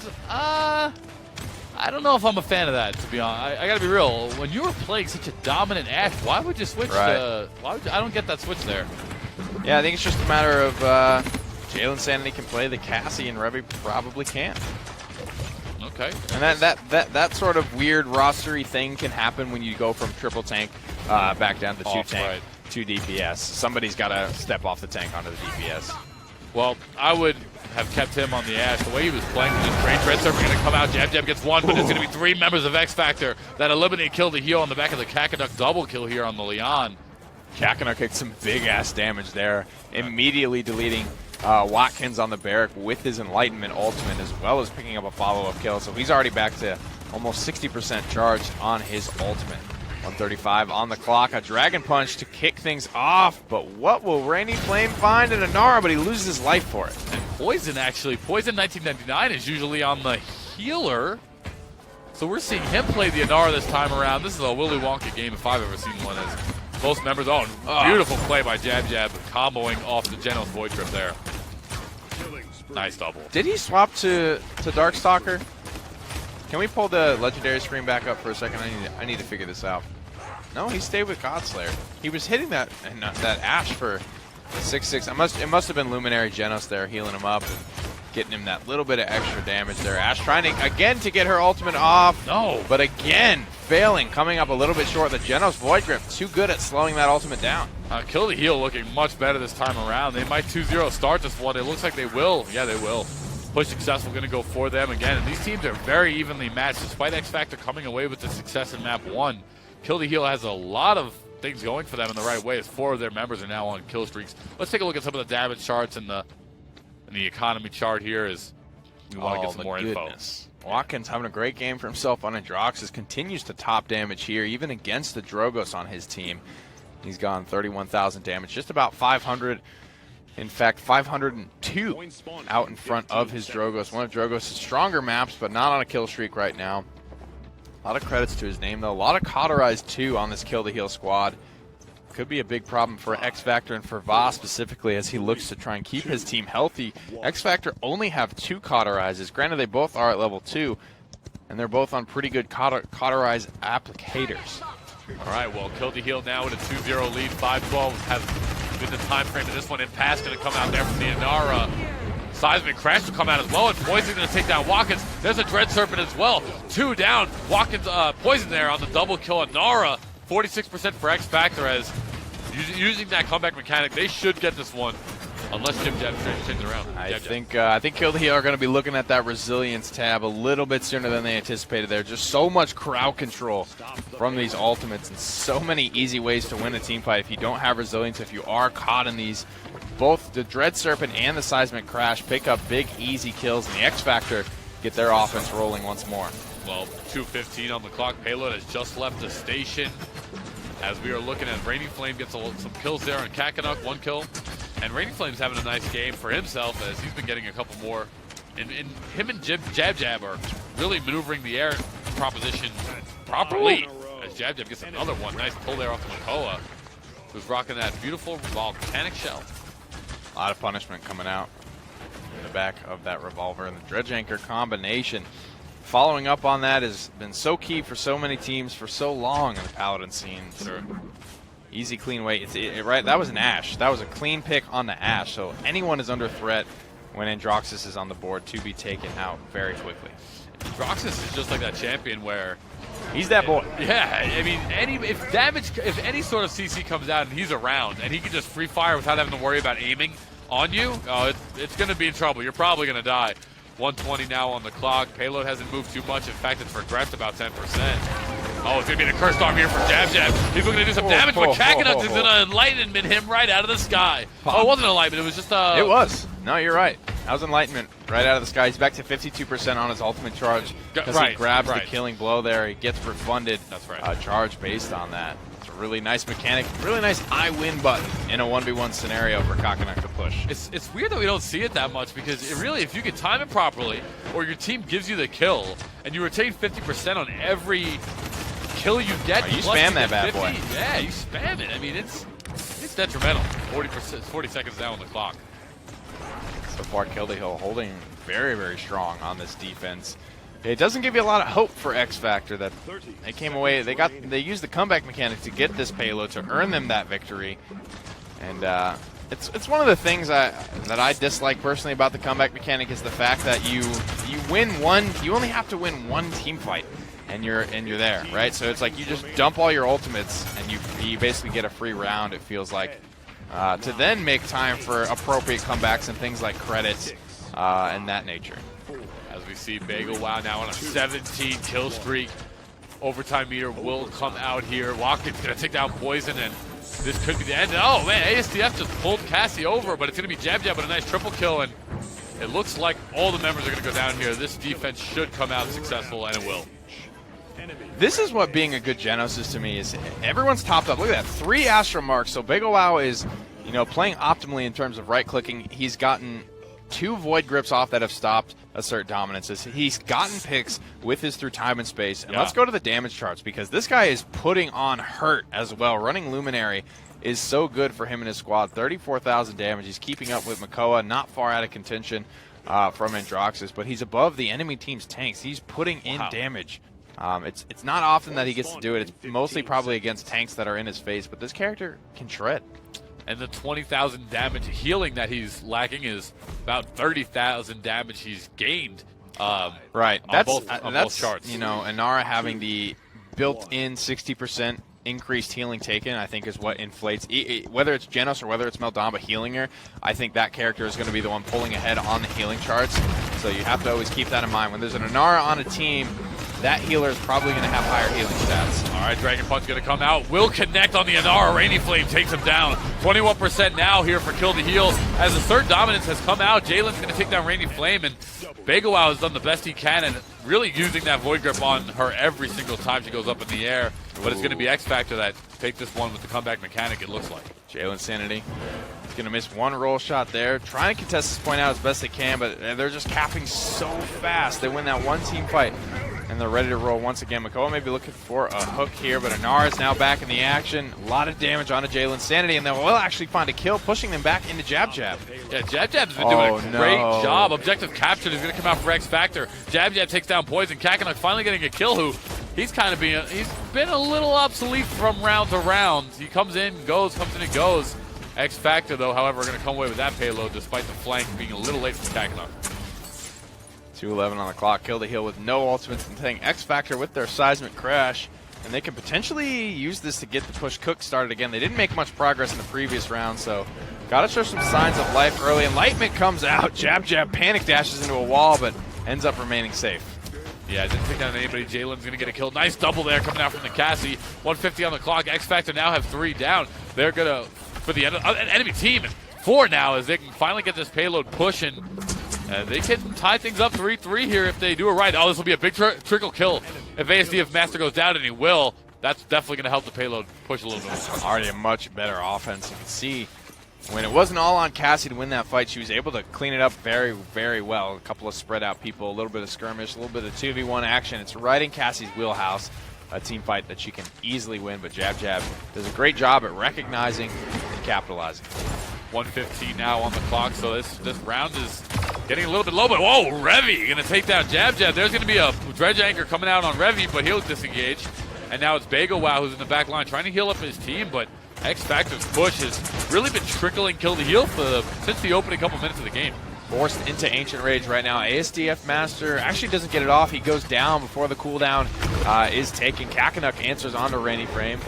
Still got Jab Jab here, but maybe not for long. Finding some big shots. One from either player will do it. Goes for the punch, doesn't find it, but gets the last shot in his chamber onto Jalen Sanity. And that will officially skunk this push, at least for now. Let's see what the loadout of Jab Jab is here as we have him on his character. It's going to be a poison chase down here. One shot in the chamber. He'll get reloaded there. And a lot of damage coming out from Kill the Heal as they're trying to hold this defense now, but they won't be able to win this round. X Factor might still have another chance next round, but not looking so good just yet. 16 seconds on the clock. Big ultimates available for Kill the Heal to hold this defense. Really looking for the Dread Serpent from X Factor, but it's only charged to 85% right now. Seismic Crash will have to find the initiation. Jab Jab putting a lot of pressure onto Jalen Sanity over the top of this fight. Yeah, and I don't know if I don't know if he needed the Barrack Dome Shield there in the corner, as it's going to be Battering Ram Ash will get taken down there by ASDF Master. Maldumba very weak, he'll fall, and now it's definitely going to be a defensive hold here for Kill the Heal, as it is 3-2 still. Kill the Heal looking for that final point here on Jaguar Falls to tie things up. But X Factor, they're looking to use the half comeback mechanic this round to really tie things up 3-3 and maybe even go for the win with another round. Like you said, you didn't like the use of the Barrack Dome Shield there, but Kill the Heal may be looking to just over-invest to make sure that they stay safe in this round, because they don't want to let this go to a 3-3 scenario. They don't want to have that, oh, we've been playing so well, we felt like we've had the upper hand this whole game, but then we lose it all on one team fight or two team fights down the line on that 3-3 scenario. Look at the big investments into resilience again for Kill the Heal. X Factor are relying very heavy on their CC initiation comps. Yeah, and that's going to be hindered just a little bit here with the resilience coming out. We saw a mobility boost there as well. 2 ultimates for Kill the Heal, 3 for X Factor. There's going to be a scout coming out right away, but it's going to be a yak in the back line. Jab Jab, Enlightenment comes out there. Dread Serpent as well. Kakanuk actually gets Jab Jab there in the back lines. 37% for X Factor as they're looking to tie this one up. Trickling out Jab Jab.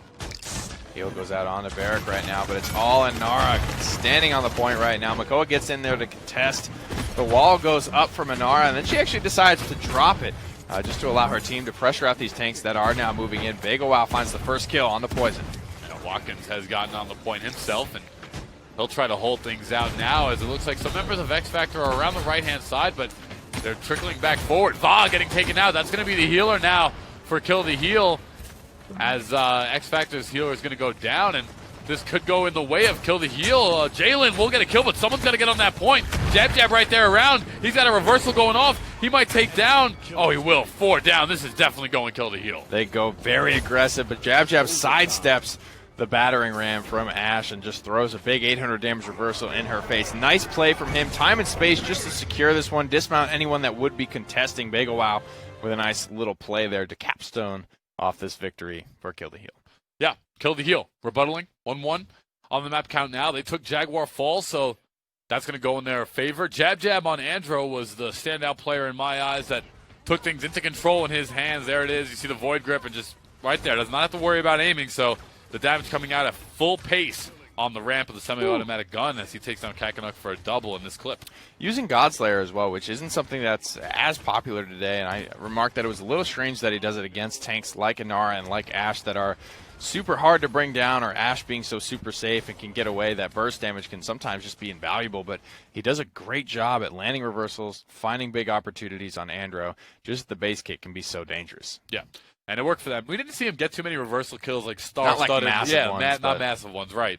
And either way, it worked for his team. They did a good job as Kill the Heal is now back on the board.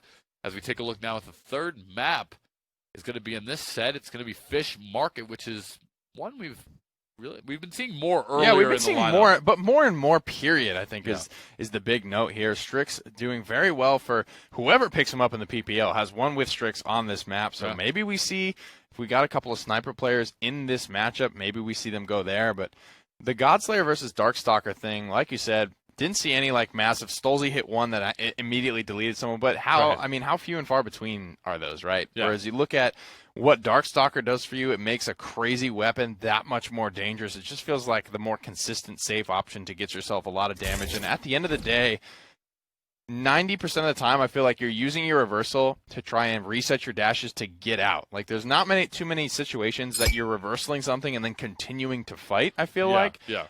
So that's why at least I prefer Darkstalker, and I think most people prefer Darkstalker nowadays, sort of for that line of thinking. The reversal comes in nice when it kind of makes Andro have some defensive capability to him, because not only like it makes it so I can reversal and then continue to fight because you took 1,000 damage instead of 100. Exactly, and it works in some situations, but the Darkstalker, like you said, it just makes that already powerful weapon more devastating by leaps and bounds. And a lot of the times, you're probably going to get a character around that 40% life mark to take advantage of it. As we see now, it's going to be Fish Market. X Factor tied it up now. Kill the Heal 1-1. Genos, Makoa coming out. Shaolin, who, once again, I don't know why, but has not seen less and less of Shaolin. We have. I mean, he did receive a few patches ago, I think 2 patches now, negative adjustments to Desert Shadow, which is the primary legendary picked up for that character. As well, the Androxus Rise to Power is similar burst damage. Shaolin's claim to fame was that he could kind of go toe-to-toe and just have burst damage to beat anyone in a 1v1 fight.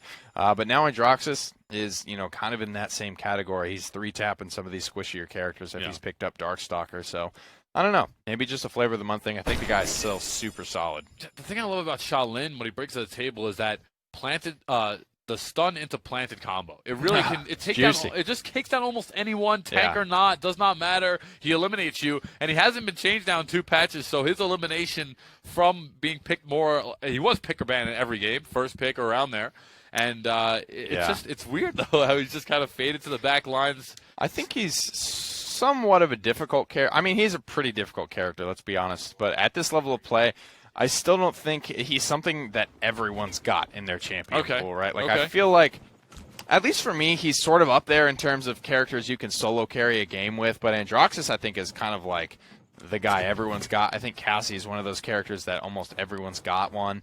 But Shaolin can be a little bit more niche. Okay, so Jab now going to start things off exaction. Walk-ins Desert Shadow, Tinker and Barrack. He's going to be battering Ram Ash, and Spirit chosen Maldumba. Got Godslayer, Aerial Assault, Accelerant, and Leviathan this time for Revy. Ooh. It's cool seeing that one come back in. I think it's a great one, honestly. I think it's very, very underutilized as we're seeing some emote screen looks here coming out from Kakanuk. And 24% already for Kill the Heal as they rush to the point. Grumpy Bomb on Va this time around. It's going to be another change around. So Va playing healer last time, and now he'll be on the damage dealer of Bomb King this time. He is swinging. Didn't miss a shot onto that Ash. First blood does go the way of actually Kill the Heal, but quickly answered by Revy onto Watkins. Great stuff from Va, and great just flexibility shown by the X Factor roster. 36% now for them as they've gotten on the point. Both teams hovering around 42. It's going to be a roll to the back line for Jab Jab. He'll get in, get out. And now it's actually Ruckus who's chasing him down. It's just so funny. I love it in Paladins. I just love how characters can come in and out of rotations at any point in time. Now it's Ruckus and Droxus 24/7. Before it was Barrack, Shaolin, and things will continue to change now, as I'm sure we'll see a ton of Buck this weekend in the PPI. Yeah. Buck is fine, by the way. You're lying. He's fine, dude. He's fun. He's definitely fun. He sure is fun. If you're the one behind the shotgun. Yeah. Not so fun to be in front of it. No way, especially when he chucks you in the face for 1350 a couple times in a row and kills Mako in a couple shots. But anyway, we'll take a look at that this weekend, no doubt about that. I'm sure he'll be banned a lot. But the thing that, with that being said, is that if he is banned, someone else in the ban list that normally would be is going to be in rotation. It'll probably be Maeve, I would assume. And we're coming down to the wire here. Jalen Sandy looks for the huge Hexafire. Doesn't get a lot of value for it. Kill the Heal are winning this fight. One more shot from Watkins will do it. But a Dome Shield and a Jab puts to rest the Bomb King, and it looks like Kill the Heal, just by the skin of their teeth, pull away this first payload. Nice, they'll take it. So Kill the Heal, despite losing the first game to X Factor, has turned things around rapidly as they've taken the last set, and now they're starting off this one strong with one round. Took it easily. 2:15 on the clock. Payload leaving the station. 30% now for Watkins, who, dude, this guy's been hitting every single shot. He's hitting a lot of arrows here, and longer range too. Shaolin isn't that difficult from medium to close range. Sort of like the Bomb King thing, where technically he doesn't have any fall off, but his stuff gets harder to hit, harder to get consistent with at that long range. Watkins gets pulled in, but he withdraws out of a bad situation, trying to plant the battle standard here, but Rainy Flame, there's nothing really left for him to clean up in that fight. And Rainy Flame there, he was on Drogo's last game. I mean, this team is interchanging roles left and right. Both these rosters are. They're all over the place. Yeah, it's crazy. This seems to be the new thing. We're seeing in a lot of Paladins. A lot of Paladins, we're seeing a lot of all over the place. I don't know. I don't know if I like it. Not everyone's role locked, I guess, is what is the way to put it there. Everyone's playing support a couple games, a little bit of damage dealer. I guess it's just what it comes down to preference. Like, if I was on a team, I'd play the Andros, I'd play the Eevees, I'd play the Cassie Shaolins, but miss me on Bomb Kings or Drogos, as that wouldn't be my thing. I could flex onto a couple tanks, I suppose. I think I could probably do a decent support, but there are just certain characters that I just don't mess with. It's funny because I'm like the opposite. You can miss me with the Shaolin and the Cassie. There you go. I love the We Drogos. should start a team. You love the Drogos and the Bomb King. I love blasters. Can't lie about it. I also like support. But to me, the one thing that confuses me about it is, why are supports? Why would you not stay support all the time? Like, the support's a shot caller. He's most of the time. He's also the one that's gonna, the backbone of the team. What's with the support playing the tank? And then it's weird to me. Yeah, maybe it's not as defined here in the PGS. There's not a one guy that calls all the shots for the squad. It might be more of a team effort at this level. But a great team fight here for X Factor, who are trying to hold this defense. 20 seconds on the clock. It looks like they're going to be pretty successful for it. 15 seconds. It's like, what's the point of? What would Va benefit? Who was normally, let's just say it was Va playing support every single game. What is the benefit of changing him to a tank one? Not every support's the shot caller, right? The old Team Eager roster, which is pretty much SK Gaming now. Right. Arai was their support player, but he was, I think, one of the quieter. I mean, Bitey's always going to be the shot caller for that SK roster, right? Yeah. He's so big, he's so loud, he's such a personality that's just the way it is. And whether he's playing frontliner or whether he sometimes flexes onto damage, I think he's kind of got the gameplay locked up, and everyone else is sort of just following orders from the coach at that point. All right, well, Rainy Flame now. He was on Drogo's last game. He'll be playing Ashe this time around, so I guess still a blaster in some regard. Yeah. As ASDF master on the Barrack here. Watkins, let's take a look at the slash lines. Pretty similar, honestly. It's 1-1 tie, so very similar in that regard. Yeah, Kakinuk's struggling a little bit at 1-5 right now, but he's getting very aggressive into the backline. He's the kind of play style right now where if it's working out for him, he's gonna be 19 kills and 17 deaths or something like that. He's gonna have a lot of kills, but he's gonna have a lot of deaths. So like, what happens if we make a team and we enter the PGS as the commentators? No one will be here to commentate. We'll have to get the squad. Well, we play the games the night before and then we stream them the next day. Oh yeah, okay. Now we're talking. We're coming for him. Jalen takes down Jab Jab now. 55%. Me playing with my announcer pack, casting over the top of my game, dude. It's triple prick. That's sickening.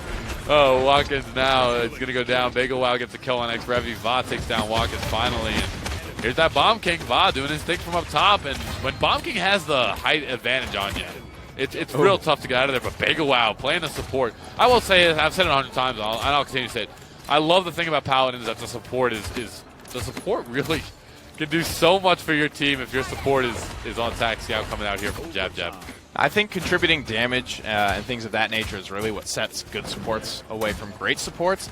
Bagel Wow clearly making a splash in the damage, crowd control. Nice ultimate there just to secure one pick and kill the heal. Looks like they're going to have this one capped away. And I was actually in Ozone's chat a little bit last night, and they were talking actually about supports, and Bagel Wow specifically saying he's probably the best in North America outside of Cuss Cutie and Vex right now. So a lot of kudos for this guy right now, a lot of props amongst other competitors. Wow, that's a great compliment, honestly. Bagel Wow, well, so far, Kill the Heal. Thankful to have him on the team. As Poison 1999 is going to feel the wrath of that comment, I'm sure, watching the VOD. 2 minutes remain now on the clock as he's trying to just sit and push that payload. Watkins, and to me, like you said, it's that transition of understanding when to heal and when to damage as a support. And if you can understand that meter and when it's pushed in either direction, you can take advantage of a lot. As Watkins having some great success here on this guy's been pretty damn impressive all day, I gotta say. He flexed to Barrack, but it was Tinker and Barrack, so it's a thin line between front line and damage there. Hits the Heat Haze, looking to get aggressive onto somebody. Doesn't want to be spotted out either. Finding a lot of damage, but I think he's got Wrecker, so I don't know if he'll be able to capitalize on a ton of kills here. Finds himself a double, no heals. Can survive that burst damage, and that's one of the benefits of Shaolin. Even if you have Wrecker, you have so much burst that a lot of times Genos healing isn't enough to save you. Yeah, as Watkins there got 5 assists and impacted someone on every member of X Factor to their death. 1-1 on the match count. Watkins now on a 5-kill streak. It's ASDF Master on a 9. And Cassie over there is going to be on like a 5 or 6. As we see ASDF Master take down another one. 52 seconds remain on the clock. It's going to be a missed shot there. Andrew coming to take down Watkins, but Jab Jab is going to defend his boys back. Watkins is hitting everything. Big arrows from the top, already back to 70%. Oh, wow. Come 75 on. Now on his Heat Haze, charging to the back line. Poison under some pressure from Ash. He'll stay alive, but his team is falling apart here as it's a 3-1 lead for Kill the Heal. Kill the Heal is looking really good. I mean, if Kill the Heal advances, Kill the Heal versus Purity would be a That's what I'm saying, man. Really this NAPGS is competitive as hell, especially these phase finals. Yeah, I like what I'm seeing so far about it. Let's take a look now at the items coming out here from both of these teams. As we see now, the differences. Right, pretty much level 3s across the board. X Factor struggling to get there. Actually, don't have the option to, and this is actually puts them in that really tough spot, right? Because you've probably got Kakanuk that was saving up for Cauterize 3, but he's like, crap, it's 3-1. I got to spend these credits, or I might never get the chance to use them. So then they're forced to go into Master Riding. That if this game gets dragged out, it's going to take them that much longer to get to that Cauterize 3. So this is one of the most pronounced leads that Kill the Heal could even possibly have. Well, Scout's going to come out here for Jab Jab to start things off, giving his team full vision of the enemy squad. Third dominance coming out from Rainy Flame. He'll set up here on the shot. Set up shop on the point, 40% now. Va takes him out. Watkins, however, gets the kill on Kakanuk. Very weak there, but Va backing up his boy. AFC Master going to head to the death screen. That Poppy Bomb was so good. Took her out of that assert dominance. Ruckus getting up, getting aggressive here. 3-1 lead. 39%, but X Factor have slowly grinded their way through this fight. Not taking a dominant win, but a win nonetheless. And they'll earn themselves 50% on the point, but these Kill the Heal reinforcements are starting to amass on the high ground. Big Dredge Anchor is going to pull. ASDF Master tries to get him a good peel with the Dread Serpent, but it's a 4-for-1 trade, Rabies, and that's just not good enough. Yeah, 81% now, 85 for X Factor as they've gotten some kills here. We haven't seen much of their dominance ever since the first set, as Watkins is just going to... I choose this fate. Yeah, I choose to die. He's going to regroup now with his team, but it's going to be at 9 seconds. That's going to allow X Factor to at least get this payload 30-40%. It was just kind of a raw outplay there. Rainy Flame is getting very aggressive, and he got poppy bombed out of his assert dominance. That's an interaction that we don't see often enough. That I think, well, maybe just it's just kind of random. You don't counter pick Ash with Bomb King, but if it happens to work out that way and you get those good poppy bombs, it's something that Rainy Flame probably isn't thinking about, or something he's aware of when he does assert dominance. He doesn't really tracking the poppy bomb cooldown. You're tracking things more like Hyper Beam and things like that you know are going to displace you. And that was just a great outplay. It was a great answer that I don't think Rainy Flame was prepared for. And losing their frontliners that early on, Kill the Heal, were never able to get their feet back under them. I think another thing the Paladins community has to work on doing is displacing Ashe out of that ultimate, because it is fairly easy to do. And a lot of the times, I don't know if teams are thinking of characters to counter her ultimate when picking against her in the draft process. Bomb King being a big one, if not Makoa being the best with a Dredge Anchor. Bomb King looking for a way in here. Pretty aggressive King Bomb. That doesn't result in any kills, but at least Voss stayed alive for it, which is something in and of itself. Yeah. Rex Revy now. He's going to shell his way over onto the point. Shell protection. Kakanuk going to get a kill on Watkins here as he takes it to the air. And he stayed on the ground a lot of the time. He has it to the air now, but some Androxus players live in the air. They're always in the air. They're going to hover all the way back down until the cooldown's reset and they can go back up again. This has been a guy who's been really staying on the ground a lot of the time, and finally we're seeing some movement coming out of Kakanuk as some kills go their way. Dashing around, 40 seconds on the clock. Kill the Heal with some ultimates to spare. But right now they seem to be holding just fine without them. The scoreboard reads 3-2, so they will not benefit from a defensive point now. But X Factor are definitely struggling to break this hill, and this is the toughest point to break on Fish Market. But if they do, it'll probably result in conversion. Well, X Factor looking for a 3-3 tie-up as Kill the Heal cannot win now on a defensive stand. At some point, they're going to have to get this point, which they've been struggling with somewhat. They have 4 ultimates, and I'm sure Watkins will have his up before the last one as he's doing a lot of damage. It's going to be a shield coming out, but Jab cleans him up. Watkins with another hit. It's going to be a planted now looking over the top of this payload, but he missed every single shot. Jab will take him out. Right, left, right. I mean, I laugh, but I do the same thing, man. You overcorrect left, overcorrect right, overcorrect left. Yeah.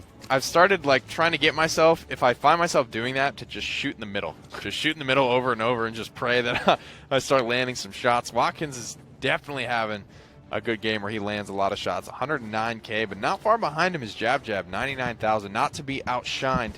Both of those fraggers, the Bow homies, having great games for themselves. Kill the Heal with plenty of ultimates. Watkins about 2 arrows off of his Heat Haze at 88%. X Factor, they've got 3 ultimates in the tank. Hex of Fire is long gone, but the Bomb King, his King Bomb will probably up and affecting this fight. I didn't like the Hex of Fire at the end of that round. If you're not close to scoring it, I get that you want to tilt the fight in your favor and at least give your chance a chance in overtime to score, but I think it's much more valuable here on the point as it's going to be a Grumpy Bomb coming out now. 3% for both of these teams.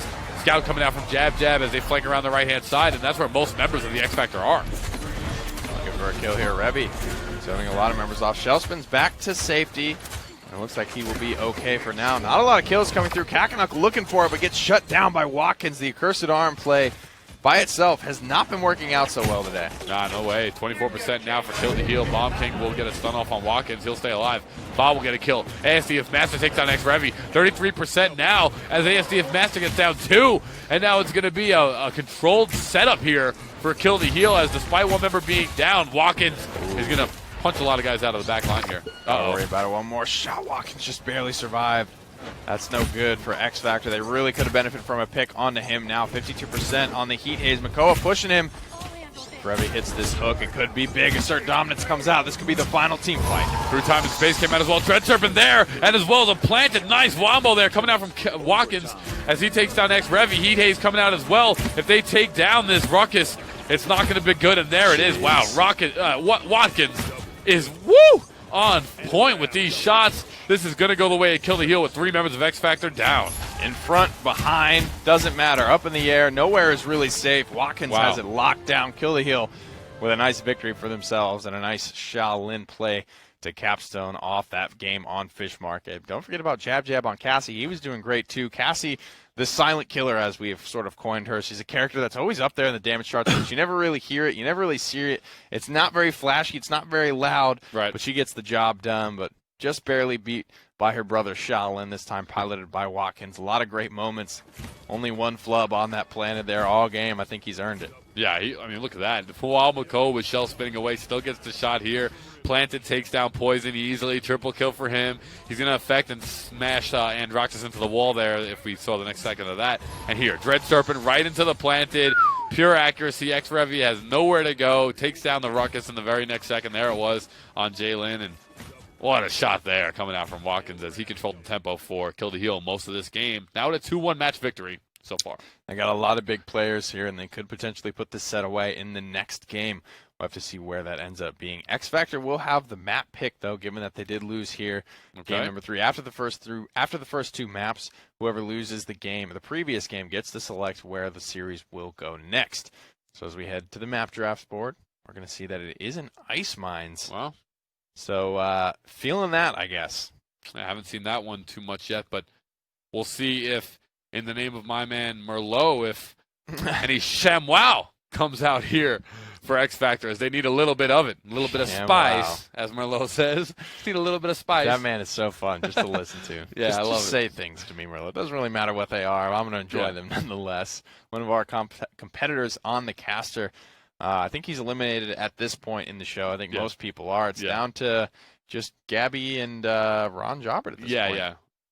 Yeah, season finale of the caster next Wednesday, 5 p.m. EST. As you can see, they've actually brought back all of us in the season finale, and we have to build 2 teams of 5 to battle in favor of Ron or Gabby, and we have to do an entire show. So we do a post-game, pre-game, desk, and as well as a commentary segment for both members to basically win either one of these guys the money. A lot of money on the line in the caster. A lot of money here in the PGS for these phase finals as we get in a draft here for game number 4 on Ice Mines of all places. X Factor pulling out all the stops here, looking for their win, and I mean probably looking for that 3-3 scenario. Hopefully, where they can just score the one team fight, because X Factor have shown the ability to win team fights, have shown the ability to get an offense going and just win team fights straight up against Kill the Heel. And if all things go as planned on Ice Mines, that's all you really need. Yeah. Ice Mines here, a map that Maeve is going to start out things here for X Factor. We haven't seen her in a couple rounds now, but she'll return. Kill the Heel now on the clock for their rebuttal picks. Makoa's going to be the first one to come out here, and they'll ban out the Torvald. They'll pick up the Shaolin as well. Interesting that they ban out the Cassie instead of the Shaolin. Yeah. This could be another scenario in which, I don't know if this is exactly what they're doing, but the whole, ban a solid character to sort of pass your ban in a way to get Maeve if you have first pick. But you do allow the Makoa to go through. Ash, Genos are the second and third picks for X Factor. That's right. Now Kill the Heel on the clock. They're going to attack on the Bomb King there. But of either of Shaolin and Cassie, I don't know why you would ban Shaolin. Or Cassie, excuse me. I mean, the Shaolin clearly had massive impact. Jab, like we said, had a good game. Yeah. But it felt like it was Watkins that was pulling those big triple kills. And with Heat Haze, I mean, he sort of just becomes the playmaker, I feel like. If I was a team captain, I'm never banning Cassie. As good as she is, I just don't think she's always something you can deal with. It's not like she goes invisible or to the sky or really does anything that's outside. It's always up to that player that's playing Cassie to make the difference. It's never really the character itself, as to where some of these other characters you can kind of squeak by with being mediocre play style and still do some impactful stuff. I think that's very well said about Cassie. She's just the solid, balanced character. It's really up to you to be that guy. All right. We've got Genos, Eevee, Barrick, Ash, and Maeve. Yeah. Rounding out things on Ice Mines. Kill the Heel looking for their third and final win. X Factor just looking to stay in the set and tie things up 2-2. We'll take you through some of these legendaries here. Watkins now on Makoa. He's been all around the world today. Kakanuk playing Eevee as well. We're going to see a Battering Ram. We're going to see a Reprieve for Kakanuk's Eevee. Jalen Sanity on Artful Dodger. Maeve, Poison goes for the Tinker and Barrick. And Va has probably been on Luminary. Most of the Genos players today have been. Desert Shadow for Jab Shaolin. Watkins on Pluck Makoa. ASDF Master on Inara. And Rainy Flame on Chain Reaction Bomb King. Big Wow will round us out on a Spirit's Chosen Maldom. And we're seeing 4 Cauterizes come through for the X Factor. So they do not want to be dealing with Bagel Wow's Maldamba. Bagel Wow seems to be, a lot of these guys prioritize Genos, but Bagel Wow seems to be very comfortable and very happy to get the Maldamba here, as the credits are going to start off now. And okay, so there we go. Now both teams starting out into the point, and I actually really like this map. I don't know why people hate it. I guess the payload push is pretty brutal, so that's probably what it is. But I like the opening fight for the payload as Jab Jab gets the first kill on Jalen. Kakarot going to take him down on EV. 21% already on the point for Kill the Heal. They get another big dredge anchor, pulling the Ash into what could be a deadly position, and it will be 4 for 1. Wow. Kill the Heal go in that team fight, and they're off to the races once more. And this is why they picked Ice Mines, though. This is probably what X Factor are expecting at this point. Kill the Heal have sort of been getting the better of us in most of these fights. So if we can allow them to get this payload and just defend, and maybe, just maybe, in late game, we'll be able to take a team fight at the 3-3 mark. We could still win this game. Well, you know, if you're destroying a team, I feel like Kill the Heal has been winning a lot of those team fights. Overall, if we did like probably a 60-40 win in their favor. But why would you not take a smaller map? Oh, but it was X Factor's pick, right? Because they lost. Right, so X Factor wins this map. I see. Interesting. Well, we'll see how it plays out. They don't have any more small maps. I mean, yeah. Small, I think are you talking about like in the sense of Bright Marsh, Jag Falls? Yeah, payload push, not needing as much So time. They did win that game on Bright Marsh, but they did not win the game on Jaguar Falls. And as far as maps that Triple Tank works on, I mean, maybe you look at Frog Isle next, but they've sort of exhausted their Triple Tank potential if that's what they were really going for. Jalen Sanity going to get a kill on Bagel while Kakarot takes down Master here, and Jab. Boy, Kakarot, I see you. Yeah, I got a triple now. Oh, wow. Jalen gets another 2. That could have easily been a quadra kill.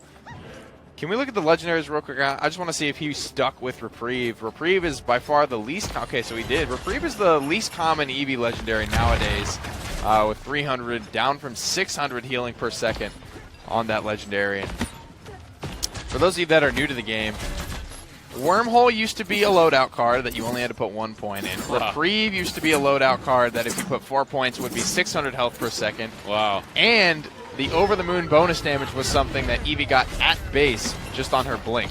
Wow. How crazy is that? I was thinking about that last night when I was falling asleep. I was like, wow, how insane was all that stuff Eevee used to add just in her loadout? So what were her legendary cards? Back before there were legendaries. Oh, back she before just there were had all that in legendaries. her loadout. Right. Okay, all right. Well, she's definitely been toned and adjusted to the current game now. But granted, still, she had a much harder weapon to use back then. It was a lot slower projectile. All right, well, 30 seconds remain. That payload only around 50%. This is what we're talking about. Expect this one to go to that final round most of the time. It's really hard to score this payload at this point unless you're totally devastating a team. 19 seconds, and this could be a strategy. Just, ooh, let's see. Nice shot there from Jab. And why are we not seeing Watkins play? He's on Makoa, man. What is this? They're all over the place, man. These players, man, they're tilting me. Big dredge anchor onto Maeve. She gets the cleanse off a little bit late. Watkins is here. He's contesting. They're trying to work their way through this Ash HP pool. I think that body block on the dash there was good. ASDF Master, but Jalen Sanity, he's already found 2 frags in this engagement. So I don't know if these tanks are going to be able to push this one all by themselves. But ASDF Master and Watkins are not doing half bad without a healer. Yeah, that's right. Now, most members of X Factor 3 are still up, and a lot of damage coming out there on top of Watkins. He's going to have to disengage there if he hasn't been taken out already. And he's not. He's still in the mix, very low. Bagel Wow getting taken out, and that's not a good look, as X Factor is probably going to do this one up. This is going to be, it's a long shot here as Watkins goes down as well. ASDF Master now the sole contester of this payload. Baba goes down. Rainy Flame loses his life. Jab gets killed. Jab gets a double. Paul, this could be a thing that happens. Overtime meters come out. Kakarot takes down Jab, and that's going to be the last-ditch effort of damage. Yeah, and X-Revi then going to take down ASDF Master. I'm really glad I didn't, because I was about to say Jab not doing as good as Shaolin. He then picks up 2 or 3 kills there in the last couple seconds. But still, not the same effect that Watkins had on the character. And maybe it's just a difference, in my opinion, versus playstyle. But if you're just tearing it up on a character, why do you switch off, especially when you get the option to pick him again? I don't know. I'll never know that. 1-1 tie out here as 4 members of X Factor. Wow, actually... really leading the damage charts. He is he's having a tough time. Granted, he is the squishier of the 2 damage dealers against a composition with 2 flanks, and Kakarot having a great game on his Eevee so far at 37,000 damage, far and above ahead the rest of the pack here. 44,000 damage on Maeve. Top in the charts there, Mr. Jalen Sanity. A lot of master riding here, but that's sort of what we expect. A total of 8. It's just the healers that they can afford to get to the party a little bit late because all they got to do is heal. Now it's going to be a Midnight coming out from Maeve. Jalen Sanity flanking around the backhand side up top. There's an avalanche there, and X-Brevi getting jab, and both of these players. Wow, there we go. X Factor now. If Bagel Wow goes down here, he won't. Bagel frag. He finally gets taken out. 5 members are down, and X Factor, they took that one with ease. Bagel Wow getting the only kill in that team fight for his team on Maldamba. Oh, well, I think it's pretty clear. Kill the heal's a problem right now. Cheeky little flank there in the bush. Hashtag bush mechanics. None of the new maps have had bush mechanics, and that's just a damn shame. Yeah. Yeah, I kind of actually, I don't want to say I want to see more of it, but I do also. I like it. I actually really like the mechanic. I thought it was very cool when I learned about that in Paladins, and as we're seeing now, X-Brevi gets some big damage. Bagel Wild takes down another one. Kakano takes down AFC of Master. 90% for X Factor, but kill the heal. Not giving up this one yet. Sends Bomb King into the stratosphere, but Jalen Sanity again finding big frags. Gets the heal. He's going to be healthy. Goes back at this Makoa shield, but kill the heal. They're not out of this one yet. Kakanuk is very low. Jalen Sanity very low, but the Ice Storm on the Watkins locks him down and makes him a very easy target for Jalen. That was a great ultimate there, the Ice Storm from Kakanuk. We're sitting it right on the point. Watkins had 80% life, and nobody on X Factor was killing him. And then all of a sudden, a nice Ice Storm from Kakanuk comes out and it just deletes them as it secures them the point easily. 2 minutes for 25 seconds on the clock now. X Factor looking to tie this one up 2-2. Big shots coming out from Eevee. The Midnight has come out as well from Jalen Sanity, allowing him and his team to make their approach onto the high ground. No kills were found during it, but it bought a lot of space at the very least. What a hook coded out there. That was nuts. Yeah, that was a great hook from Watkins. His accuracy today has been superb. Jab takes down one. So does ASCF Master. So 2 down now for kill to heal. This payload's so hard to push all the way on this map, Nick. It definitely is. 153 on the clock to do it, which seems like a lot of time, but on Ice Mines, you straight up only have time to lose like 2, maybe 3 team fights before that round is just going to be over straight out because it takes that long to walk back.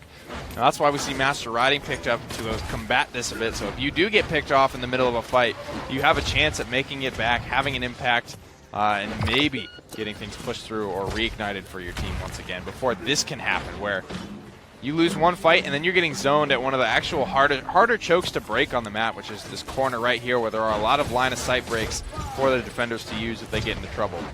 Now we're seeing one member of the X Factor actually take a super hard flank deep around the map. It's going to be the Eevee here as Rainy Flame looks to contest. Jab getting a nice kill on him as well with Rainy Flame. 1 of 3 remain on the clock now, and both teams trading back and forth. And, you know, Nick, what's X Factor looking to do to break this setup and get this payload moving around these harder chokes? I mean, the Midnight was a great way, and it just didn't really pay off for them the first time they tried it, but mostly because they were just out of follow-up range, right? Yeah. We saw the Midnight come out, and we saw Jalen Sanity was the only one able to actually get to the Kill the Heal team that were pretty bunched up, pretty clumped up, pretty vulnerable. Everyone else was just what I like to call out of follow-up range. They were too far away, couldn't do anything with the ult.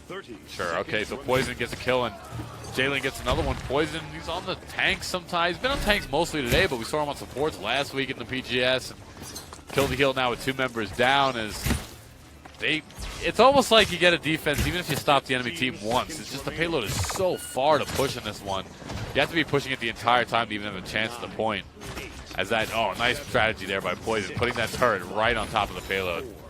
Going to be looking for an Inara wall here to just cut off the overtime potentially. No, just forced to fall back. Revi finds the first kill in this engagement before falling down to Jab. Right, Jab. Finally gets a kill here as Kill the Heal trying to get a defense. Tie things up 2-2. X Factor looking for a 3-1 lead if they can convert. Overtime meters come out. There's going to be a dome shield. Shakana takes down Rainy Flame. Jab gets down Jalen. 1-for-1 trade. Seismic Crash come out onto Barrick, but he covers himself with his shield pretty appropriately. Poison doing an amazing job at being on this front line, largely by himself. Revi gets back just in time to watch the overtime meter expire as we head to another 2-2, another tied scoreboard in the second round of this, or now third round of Ice Mines. All right, here we go now. Master Riding being prioritized just due to the depth of of some of these depth of the map, having to run back there. It's a super far run back. So you're going to need at least a level 1 here. Resilient's going to come out now for 4 members of X Factor. And Watkins the only one to pick that one up here for Kill the Heal. A lot of Resilience coming through again for X Factor. There's a lot of CC. You're looking at the Seismic Crash, the Dread Serpent, the King Bomb, the Impale Stun, the stun from the actual in-hand of just the reload from Maldamba. So a lot of ways to answer X Factor, who traditionally were the ones leaning on that crowd control. Now it's Kill the Heal with the advantage. A lot of ultimates, and I don't really know what that was. What are they doing? I guess they're just I think somebody was like late getting out of spawn or something, and they couldn't go in alone. Maybe they're trying to bait out the Midnight and waste it. Knowing it's going to come out right away. There's an Ice Storm, however, going to guard Kakanuk, but Jab Jab's going to easily take him out. And this could go through time and space. Is going to come out. Won't land on too many targets here, if not any. Watkins gets another kill. 2 down now. 45% for X Factor. However, that little weird dance was some sort of weird ritualistic thing, but it worked out in favor of Kill the Heal. They hailed Satan and sold them their souls for this team fight. Kill the Heal back in the driver's seat. Big bomb from Rainy Flame. Good Grumpy Bomb as well, forcing both members on the high ground over to the left. And he was able to get an easy cleanup from there. Jalen Sandy gets 2 tapped as well. Rainy Flame on a rampage right now. Yeah, this time Rainy's going to be back on the Bomb King, so another switch from him is this one is definitely going to Kill the Heal. They are obliterating X Factor, and it just seems like both of these teams, 1 round X Factor looks great, 1 round Kill the Heal looks amazing. They go back and forth, left and right. Kill the Heal now putting X Factor in check as, oh, what a shot there from Rainy Flames. Takes down the Soaring Kakanuk. Wow, that was amazing. I love that. That's why you go Soar Speed. Yeah. And I assume Kakanuk does not have that card. Yeah, but he's not running over the moon.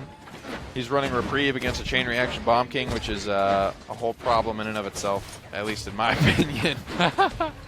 But yeah, it's a funny thing you brought up, doing the little Hail Satan dance outside of midnight range, but that could very possibly be what they were doing if they've like calculated how far 300 meters is from the point. I wouldn't be surprised if that's the true reason why. I don't know. That's a funny thought.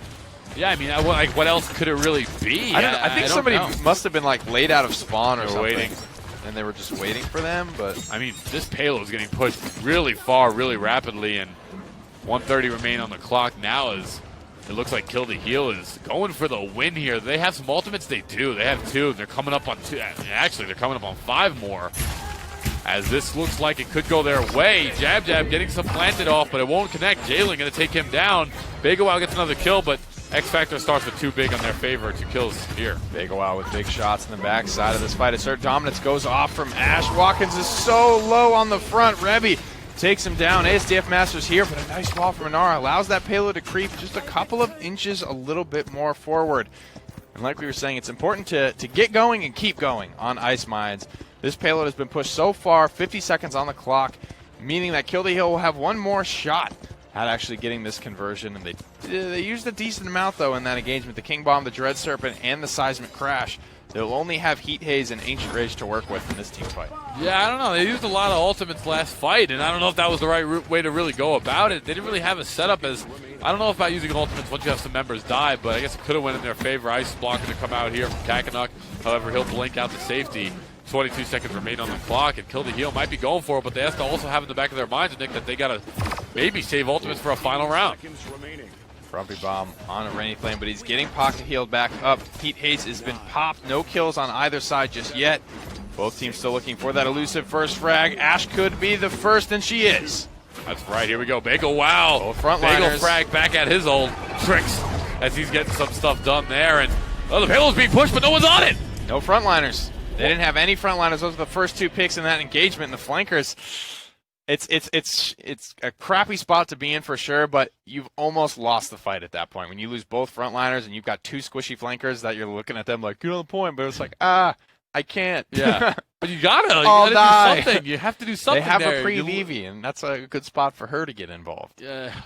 Wow. I mean, Rainy Flame on Bomb King really set the tone, but man, your tournament life is on the line there. You got to jump on. Yeah, you may as well give it the old college try. You have to. Too impactful. That pick, those Grumpy Bombs, as well as this Grumpy Bomb right here that forced both Va and Jalen Sanity over to the left side of this high ground. He continued. He chunked on through, came down here, started chunking away at Barrick, and just murdered so many things in that team fight. Rainy Flame, really the reason they were able to carry that one through. Oh, this one was that so was clean. So sick. 219. Was that? I felt like that was a bomb and a Shaolin arrow at the same. I don't know. She was so healthy. She was full, right? Kakanook, it had to be a Shaolin arrow and the bomb at the same time. But it made remarkable. Rainy Flame look better. Yeah, and that's the replays we have. So, right. boom, narrative pushed. Gotta work for the team. Can always be about you. Jab, jab. As Rainy Flame makes that one look easy. And Kill the Heel going to take that series as now it's Kill the Heel versus Purity for the Week 4 PGS North American money here. And at Official Rabies, at Pretty Hair Official, if you guys want to follow us on Facebook. Don't forget also, follow the overall PGS and the Paladins Premier League. It'll be in the top right. Right, yeah, top right corner of the screen. Follow those channels, get those notifications. Not only when you follow, but you have to turn the notifications on. Because if you don't turn them on, if you do turn them on, you will get told every single time we go live. If not, you'll still have to find it on your own. I believe you'll get a smaller notification there on Facebook, but not pop up. But that's going to do it here for the semifinals match 6. Coming up next, Purity. Kill the Heel. Don't go anywhere. We'll see you in 3.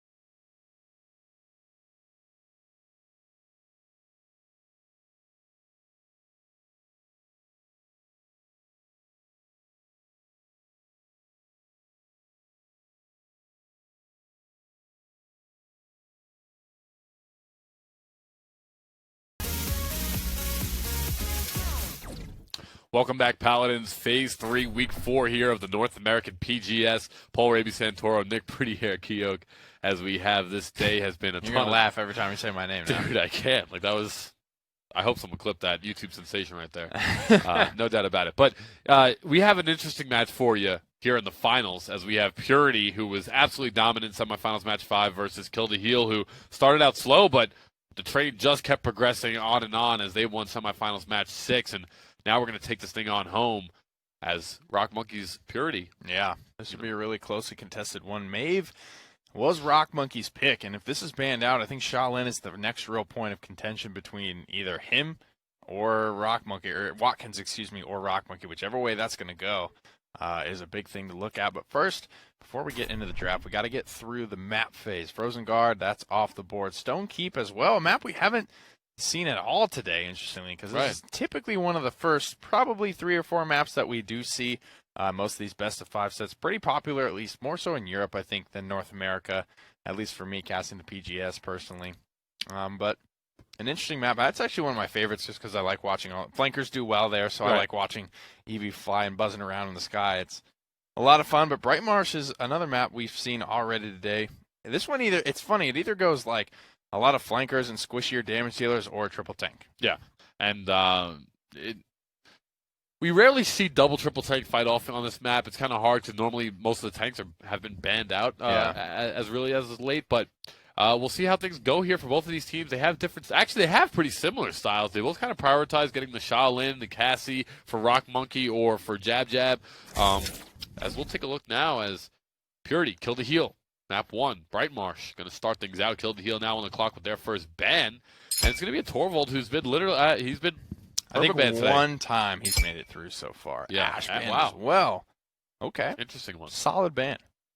All right, Kill the Heel now on the clock as they start things off. And it's going to be that Makoa first pick, which is still, that hasn't really changed. If it squeaks by, Makoa really goes off the boards pretty quickly. I mean, we've seen Ash do great things on this map in particular in terms of creating space and getting in there, initiating. I think she's the pick. If you want to go for a ban that's like what I was saying earlier, like the almost passive ban, just ban something solid. I think Ash is a great way to go.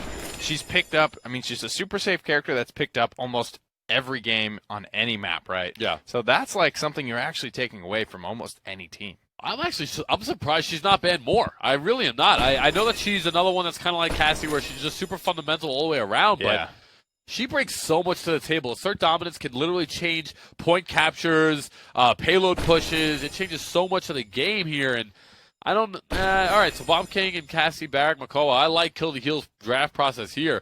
Nara, Ruckus, these are rarely a 2 that we see in conjunction with each other. Yeah. Only, rather. Drogos picked up as well. No great hit scan counter. No Androxus in this game, period. No Shaolin in this game, period. 2 interesting notes for both these teams. Have kind of prioritized it in their semifinal sets, but won't have it available here. And we're looking, at these tanks, this Ruckus in particular, where he succeeds. Splitstone is a very popular map for him. I think Stone Keep has gotten a little bit more so, but Bright Marsh has always sort of been pretty good for him. All right, so here we go. We're going to kick this one off on Bright Marsh. Once again, this is where the point capture is, so you knew of players. It's going to be a 4 entrances into this objective, and Anara being able to block out 2 of them. As we take a look at some legendary cards this time around, Jab Jab on Exaction, Cassie, it's going to be Spirit Chosen, Bagel Wow, Maldumba, Rainy Flame for the Chain Reaction, Bomb King, Pluck on ASDF Master, Watkins, Tinker, and Barrack. It's going to be the Aerial Assault Ruckus for Feed Us, Red X on Combustible Drogos, William 355 on Mother's Grace and Nara, Rock Monkey on Artful Dodger Maeve, and Thor on something Genos, either Luminary or Celestial Touch. Not a lot of power Cosmiums coming out these days. The power Cosmium. Mostly because I think you can counter it out with Resilience pretty well, and I think his longest, it is his longest cooldown. Granted, he only has really one other cooldown in Astral Mark, which gets pretty short as you stack up that Cronus, which most Genos tend to do. Well, Purity's had some time to rest it out here as Kill the Heel versus them is going to be the map. ASDF getting the first pluck there, and actually, the more I've been playing Makoa, I love the pluck legendary. I think it's so change a team fight 101 if you hit it enough. I mean, he's been first pick, first ban for months and months and months since legendaries basically come out even before that pretty much. The Dredge Anchor just too valuable. Jab Jab does find the first blood onto Inara. And it's not really slowing Purity down. They're still content to take this team fight, but they're not getting a whole lot done.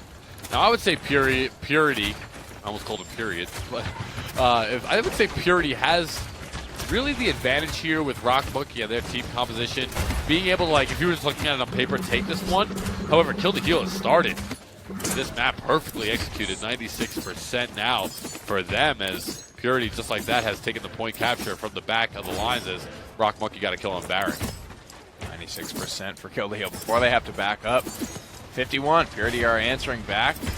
Haven't given up any picks just yet. Rock Monkey putting on good pressure and actually finds a big pick on the Rainy Flame in the backside of this fight, making things much more difficult for Kill the Heal to take this back, and then you throw a Midnight on top, forget about it. Yeah, I mean, it's going to force the enemy into the objective, which surprisingly, despite being blind, they got in pretty easily.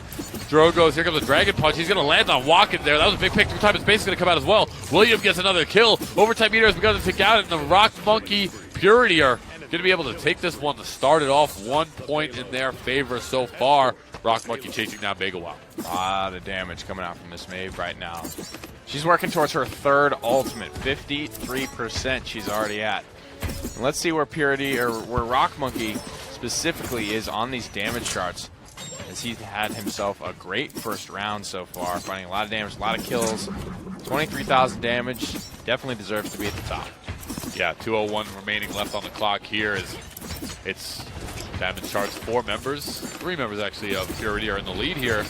William taking a lot of damage on the Inara, but Fetus going to take down ASDF Master, and now it's once again Purity. Wow, what a Hexifier. Fetus having a great showing on the Ruckus. Trying to get this one going. If they can stagger these 2 kills out onto Jab Jab and onto Bagel, wow, this would be a great opportunity for them to find conversion here. Jab Jab answers back onto Rock Monkey. A small respite that if Kill the Heal get their feet back under them, that's who they have to think. Jab Jab finds another, and just like that, Jab Jab has done it, stabilizing this round for Kill the Heal. Jab Jab just saves that fight. There's no doubt about it. I mean, despite being, I think it was 3-on-2 in that situation, Jab Jab comes away with a big double kill. 1:15 remain on the clock now, as Purity still is going to have another attempt or two to push things out. Rock Monkey searching for a first pick like he usually does.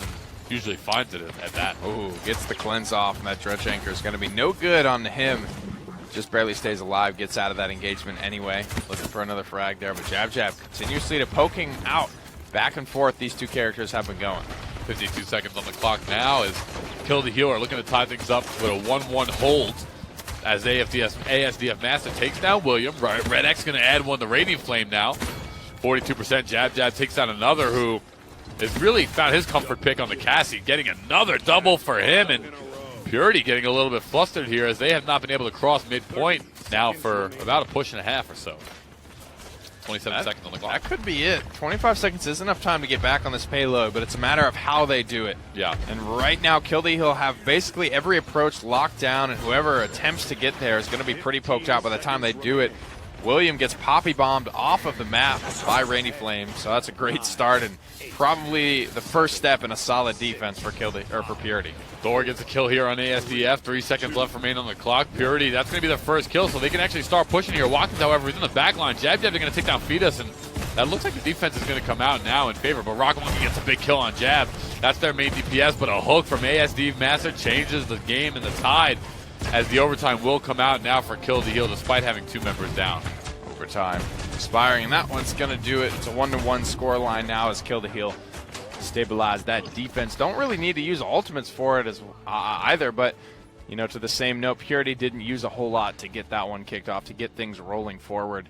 They have ultimates to spare. It's just a matter of whether or not they felt good about using them, and that was a 4v5 engagement for Purity before they even really had a true shot at getting that conversion through. Really, the turning point was really that 2v3 from Jab Jab, where he was able to take down Rock Monkey and really get things going for Kill the Heal. What looked like a bad situation, that was the big moment. That was the big commitment from Purity to try and get that payload pushed through, but it all kind of got skunked as they didn't win the team fight convincingly enough. All right, well, there's now 5 ultimates for Kill the Heal. McCall will have his as he get back into the point now. Yeah, 71% now for Inara and 90 for Purity, so they should have 4 but so far in favor of Kill the Heal, as they're doing a great job with the resource management of the ultimates, putting a lot of damage into William off the rip. He might not make it out of there, and he just will barely. Dread Serpent comes out as well as Dome Shield. Rainy Flame finds one. Through time and space comes out, but that will not connect to anybody, as it was just kind of a Hail Mary from the backlines.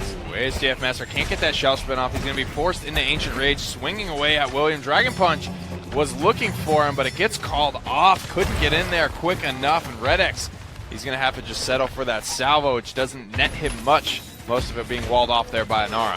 75% now. Here comes a Midnight from Purity, as they're looking to find a kill, not finding anything. Usually Rock Monkey picks one off in that situation.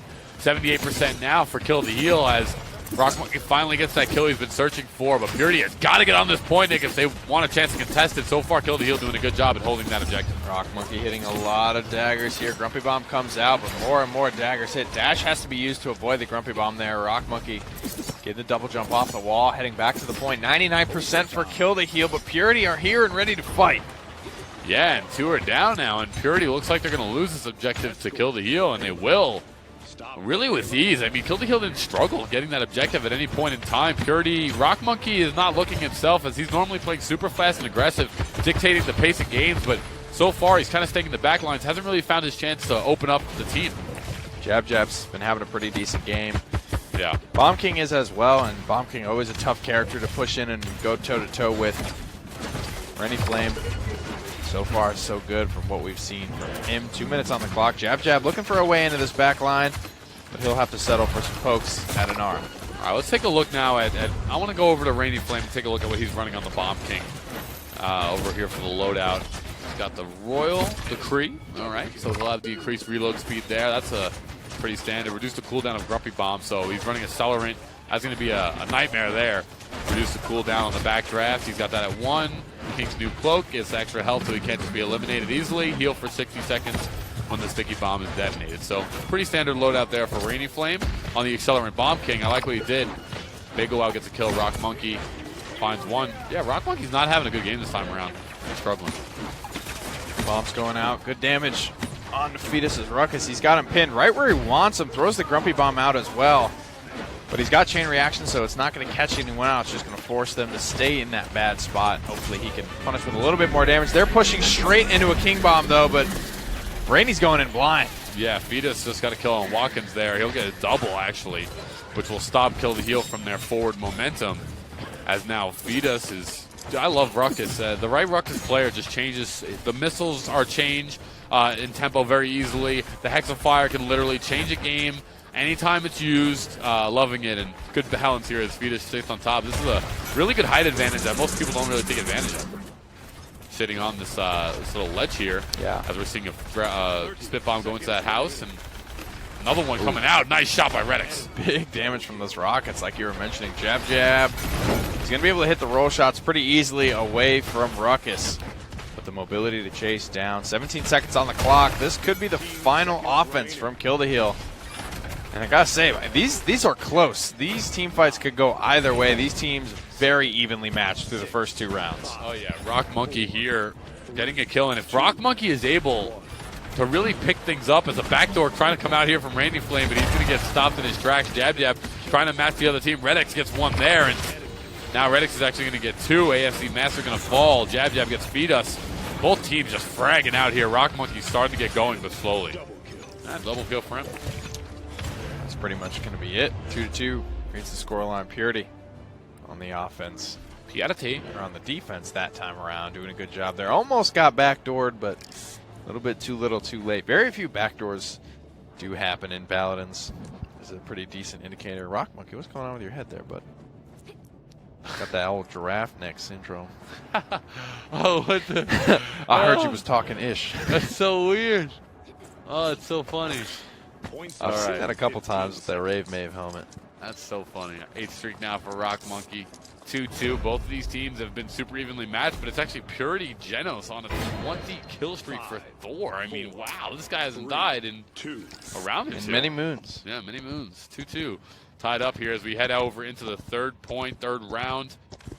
Kill the heel looking for a capture here. So is Purity, who have not been able to dictate the pace of the game like they normally do so far around. The heel coming out there. Red X Dragon Punch for him. He's going to head down low. Through time, his base is going to come out as well. Boom. 3-4 down. Purity easily won that team fight. 27% for them. Raging Flame picks up just 1.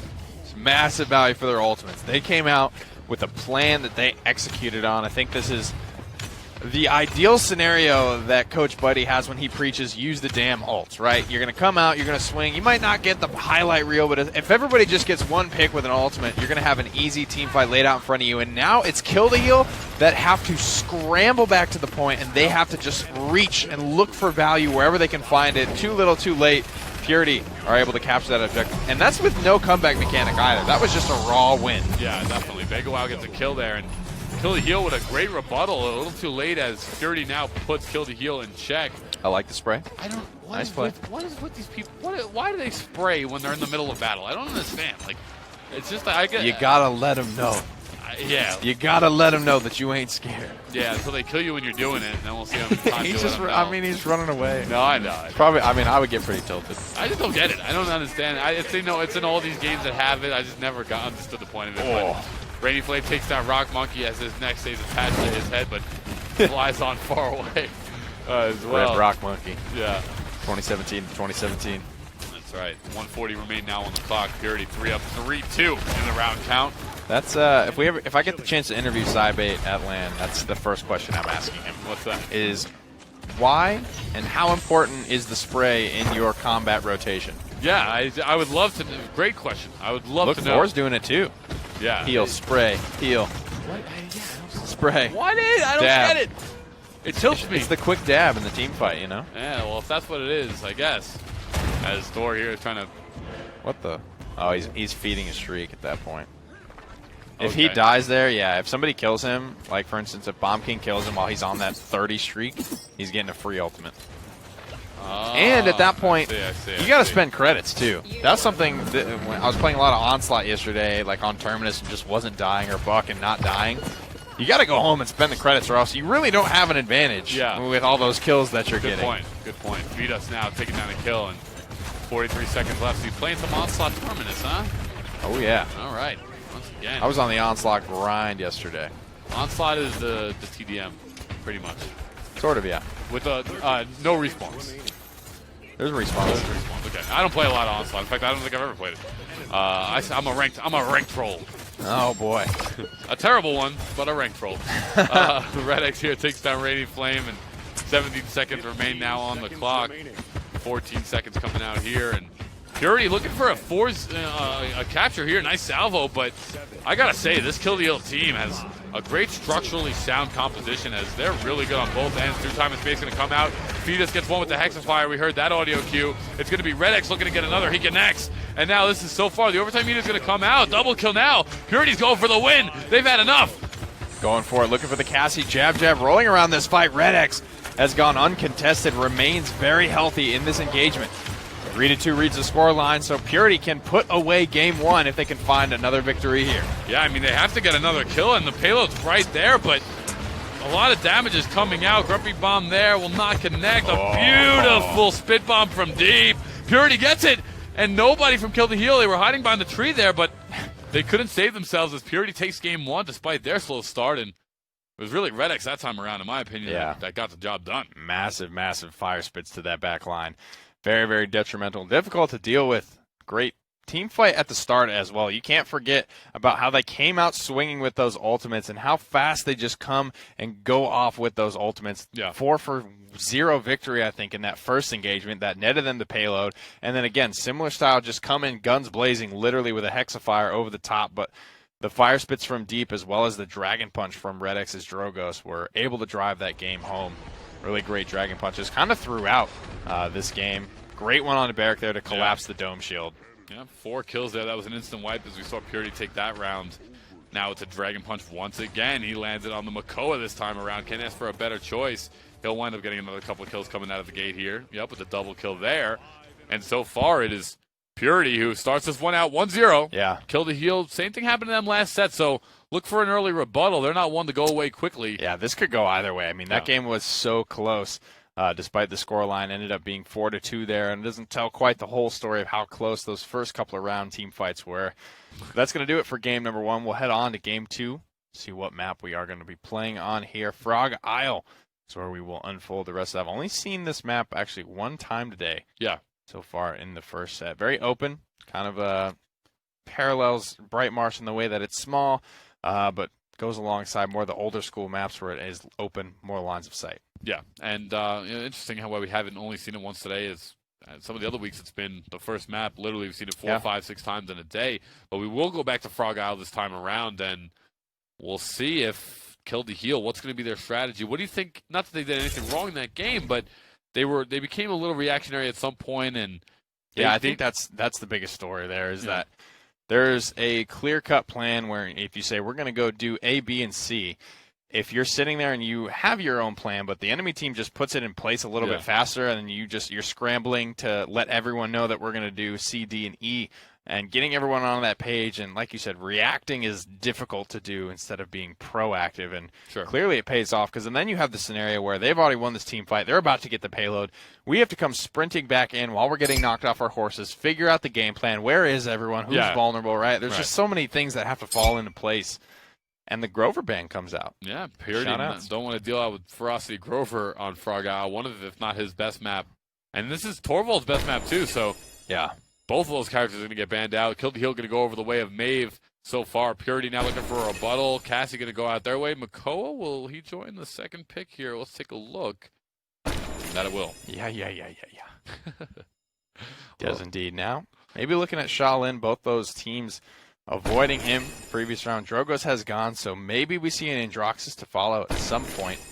Haven't seen him yet, and he had pretty decent impact through both semifinal matchups. I was gonna say that, but we haven't seen him, and I don't know if Andro is a comfort pick for any one of these teams. They don't seem to prioritize them too much. We haven't either one of them. We haven't seen them come out at all. Ash and Genos will round out Purity. Really liking their composition so far, and we see Kill the Heal now looking for their rebuttal picks. It'll be a Maldumba. And they're also going to rounding off. They need another tank here unless they'll ditch that effort. And they won't. They'll go Inara. Great pickup. Inara Barrack. Inara Barrack for me is a good composition, but I like Inara when she's kind of with it's okay. Yeah. I mean, she can she's the big punching bag that makes the space for Barrack to get dug in. And then together they can be pretty dangerous at times. Bomb King to round things out to deal pretty well with both of those characters. Chunking through massive amounts of HP on the slower targets. Bomb King does very well at that. Dangerous in hand, but very hard to hit. Yeah, and Cassie is going to have her hands full here with the Drogos, as well as the Maeve, and she's going to have to hit them both. Bomb King can only do so much as his projectile drop-off is significant, but he'll still be able to get something done. Jab going to be on the Maeve this time around. We've seen him play a ton of stuff, so as we take a look at Legendaries, Vega Wild Spirit shows him Maldumba. It's going to be Tinker and Barrack for the Watkins. Mother's Grace, ASDF Master, Inara. It'll be Worm Jets for Rainy Flame, and Artful Dodger for Jab. Got the chain reaction here for Red X. William on the pluck. Rock Monkey, Scoop and Exaction. Thor on either Celestial Touch or Luminary. Battering Ram for Feed Us here. Waiting on a couple of these items to come through. Deciding on Wreckers or Cauterizes versus the Chronos. Purity leading this set 1-0. Really coming through late on some of these items, and you see those sort of troll switches to like half shell in some instances, so you have to be careful about what items you pick up in that instance. If you get caught out with no Wreckers against half shell Makoa, it could end poorly for you. That's right. Now 12% for Kill the Heal as they made it their mindset to get on the objective, but a beautiful cleanse coming out there from Jab as he stops the pull from William. That was a great play, and it set up Purity now. Kill the Heal to get on this point and the objective. I feel like that's just where you don't want to go. That's not the first person that you want to dredge anchor in that engagement. 39% now for Kill the Heal as they've situated themselves on the point. And now it's Purity who's looking to get a kill, but an unfamiliarity in pick here is, I don't know if Rock Monkey is too comfortable on Cassie. I mean, I know we see him play it a lot, but we see him go off a lot with Shaolin and Maeve, but this time around he's going to have to get some kills now on the Cassie. Raining Flame takes down William 355. 75% is all Kill the Heal so far around. Oh, big knockback onto the Inara. ASDF Master displaced in an area he may not want to be, but Feed Us had to get so far exposed to do it. He ends up going down for it. ASDF Master ends up living and Kill the Heal. Take the first objective. And Nara, very, very tanky and difficult to bring down. And a problem that just gets more difficult to deal with as I think OB60 comes through. The brilliant point there. 2:14 remain on the clock as Purity now have got a D up, something that they're not too familiar with, as they're usually all the aggressors in most games. But right now, it is all Kill the Heal. Jab on the Maeve. William will get a kill on Mako, which is his comfort pick. But Watkins and Jab are going to be hard to deal with. There's going to be a seismic crash and a 2-time in space looking to counteract that, and it did, yeah. Beautiful, beautiful. ASDF Master tries to rotate out to the left and gets pushed right back in. The shoulder bash from Ash pushed him back into through time and space, confirming that 2,400 damage and too much for even an Inara to take. That payload stuck around 40% of the way here as it looks like Drogos is trying to take down Jab. Jab's going to get feed us instead. 128 remaining on the clock. The payload has been decisively. There's a Dread Serpent, though. We heard that audio cue. It's going to be Watkins taking down Rock Monkey. A big hook there coming out from Jab, but he'll take down William. And just like that, 4 members are down from Purity. 5 now as Kill the Heal looking to start this one 2-0. As this is the map, if I'm not mistaken, they came back on in the semifinals and started their train rolling. This team is so good and plays so well as a team and can hit you so fast, so hard. Both of them really have shown moments of doing that. Dome Shield, I think, is in the near future for this Barrack, unless he just ends up going down there. I think at the end of the day, I like that call, that his team is a little bit far away for any sort of follow-up there. So the clean disengage here, it looks like for Kill the Heal, they won't lose anyone else, but they give up a lot of ground on this relatively small Frog Isle map.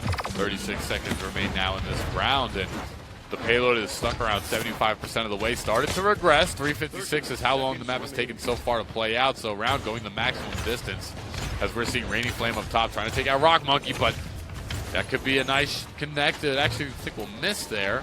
William 355 is going to take down ASDF Master, and wow, so far, nice kills by Purity as they look to hold the defense this time around. Nice cleanse there, but too much damage pouring through, and now we've got a Barrack and a Maldama caught in a corner against the majority of this Purity roster. They'll clean up a couple more kills. The Ritual Spray comes out from Thor, and it's going to be the Purity holding the defense strong with plenty of time to spare, plenty of space to spare. They've got that ultimate through time and space available to them. Thor, he's got it on the line. There's a Makoa, Ancient Rage, King Bomb, as well as almost a Scout online. In fact, a couple of streaks rolling for the Purity boys right now. I think the items should be about equalized at this stage of the game. That was a pretty decent defense, holding things out and extending the round. Really is the name of the game of negating that 300 credit bump you actually get for capturing the payload. So Kill the Heal. They're not going to have a massive item lead here, just a little bit things here and there, things like that Rejuvenate, that Master Riding. Those are directly as a result of the reward for capturing the payload. They've got a couple of ultimates online as well. So this one is going to be a pretty even footing team fight. All right, well, let's see if Purity can now, get themselves situated. We see them kind of have late starts, but once they get cracking, they really do the damage and get the kills. It's usually on the back of Rock Monkey. Oh, what a cleanse there by Jab. Instant recognition. Midnight going to come out from him. 12% now. There's going to be a seismic crash as well, but Rock Monkey immediately takes him out. Jab headed to the back lines as he's looking to fight not only Red X, but also Thor, but Red X takes him out. That could have been a good fight for Jab, but he just missed too many in-hands right out of the gate. He could have wiped both of them. He didn't have any cooldowns, though, so it was a risk. Rainy Flame is able to answer back onto Red X, though narrowly goes down. Watkins on his Barrack will fall. All right, Rainy Flame now as the last-ditch effort tries to disengage. As Kill the Heal actually has 60+% already on the point, despite Purity getting the best of them, and another cleanse coming out from Jab as he's going to stay alive, disengage, get a lot of his health back. Sneaker on the backhand side, Bagel Wow, however, Rock Monkey takes down ASDF Master, and now it's 60% as Purity are trying to get their turnaround, and they probably will, with both members of Kill the Heal falling. Pretty much the lead. Assert Dominance comes out under Jab as they try to take him out. He just narrowly squeaks away. Heal is going to miss, and that actually doesn't matter. Jab able to stay alive there, gets another dash back to the high ground, but Purity, they're in control, and they have 96% on the point. Red Serpent comes out as the last-ditch effort to save the objective. Rainy Flame's going to take down William, which is actually a big kill. Double for Rainy Flame. Rock Monkey is also getting a couple in his favor. Red X now in the back line. He's going to fall down to the ground there as Rainy Flame just saves the day for Kill the Heel. As it looks like they'll take down the overtime meter with Rainy Flame Red XL falling there. Man, that was pretty crazy here. Makoa's back. He's contesting for the time being. Seismic Crash comes out. No Ancient Rage is available. William's just going to be absolutely burned down there. The overtime expires for the final time that round, and the payload will go to Kill to Heal, using basically every ultimate they had available to them at the time to get it done. All right, so Kill the Heal once again are going to be the aggressors as they get the second point. Now it's going to be Reactionary Purity who has to defend once again. 2:11 remain on the clock, and we'll come out of the game as Thor wants to situate himself. Look a little, just a second for him to get maybe his mouse unplugged, but who knows. But either way, Thor's going to recalibrate here for his team, and so far, Nick, it's been Purity, Kill the Heal, good set. Pretty even, yeah. Things are going kind of either way. There's take-back potential. Both teams have shown the ability to capture payloads, to push payloads, to take back points when they were down big, 99% big. As a matter of fact, as well as not needing a lot of crazy ultimate wombo combos to do it, but having the precision for things like their Dread Serpents to get things moving once again and not be completely out of a round really ever. Well, we're going to come right back into the action here as Purity and Kill the Heal are facing off on the second map. Purity is up 1-0 on the map count, but they are down 2-1 on the round count. This time around, Watkins, who's going to go back to the barrack, he'll put down a beautiful dome shield there. Fetus, however, going to take him out, and we'll take down the dome shield as well. Big hook there on the Rainy Flame from downtown. They'll pull him in. William capitalized on that kill easy. Rock Monkey just looking for a couple shots onto the Sonara. He won't find him, but Thor will. Looking for another hook potentially onto the Maeve. And like I said, I almost called William out for his hook onto Maeve earlier, but forcing the 9 lives cooldown to be popped early in a team fight and not necessarily at the time that the Maeve wants to, actually ended up being a great thing, because when Jab Jab went to the backline, he didn't have his on-demand heal, he didn't have his cooldown reset, he didn't have any of the many tools that 9 lives actually brings to win that 2v1 scenario that he put himself in. Yeah, and it does work out. I mean, Jab Jab actually doing a really good job at cleansing a lot of those hooks, but like you said, it forces the cooldown. It eliminates the reset there on the abilities. And it's a 20-second cooldown. It's a big one to get. Yeah, and there it is. 14 seconds. So why was it 15 seconds there? He's got a combination of loadout cards and Chronos. And Chronos, bring it down. Okay. Right, all right. There we go. Bega Wow takes down one, and right now, Kill the Heal. They're closing in on the objective here. 90% of that payload is pushed. They have the zone on Purity. Jab Jab gets a big kill there. Dragon Punch is going to take down William. Dread Serpent as well. Fetus will get a kill. But so far, Fetus gets a big double kill needed. I mean, he might just hold this one off by himself. Fetus. No. God, that sucks. He gets a massive triple kill, but Kill the Heal still get it done. Man, he didn't even use an ult. Did he use an ultimate there? I don't even know if he used an ultimate. He's back at 40%. But frankly, when you're fragging out that hard, you're shutting down streaks. There's potential that he could have used the ultimate and gotten back to that charge point. So he gets a lot done there, but it doesn't end up being enough. I thought I heard our audio cue. Maybe you did. I think I did. But either way, 40% back up, pretty remarkable. Purity going to have the comeback mechanic in their favor this time around. Damage dealt is split. I mean, it's split down the middle. The numbers are close here, blue, but red, blue, red, blue, red, blue, red, all the way down until we get to the healers. That's right. So, I mean, like we've been saying it the whole time, this game is dead even. These two teams are neck and neck. This one has the potential to go either way, I think, right up until the final bell. Yeah, and I think Purity's getting caught a little off guard by it, because they've really had a cakewalk path through like most of it. You kind of see them; they're playing very hesitant now, despite always being aggressive. As Rock Monkey takes down one, so does Rainy Flame. Rainy Flame looking for the fire spit there, not going to find it, but big rockets raining in from above. He needs to capitalize on a kill soon. He's pretty overextended right now. No real pressure onto him in the backside of this fight. Jab Jab commanding so much attention. Rainy Flame hasn't even been looked at until the fight is already over. Kill the Heal just looks superb as 78% now in this final round potentially. It looks like a body block's going to come out there from ASD Master. He's going to shut off that line of sight communication. Watkins takes down Fetus, and now it looks like Rock Monkey's diving in as a last ditch. Here comes William to back things up, but the overtime meter has begun to take out here, and this is going Kill the Heal, no doubt about it. He's coming to make the play. The Rock Monkey goes down. Kill the Heal take that victory away 4-1. And Not to be unexpected, though, the polarity early on in the set when everyone's getting the exact map that they know they're strongest on, and then it's just kind of a crapshoot.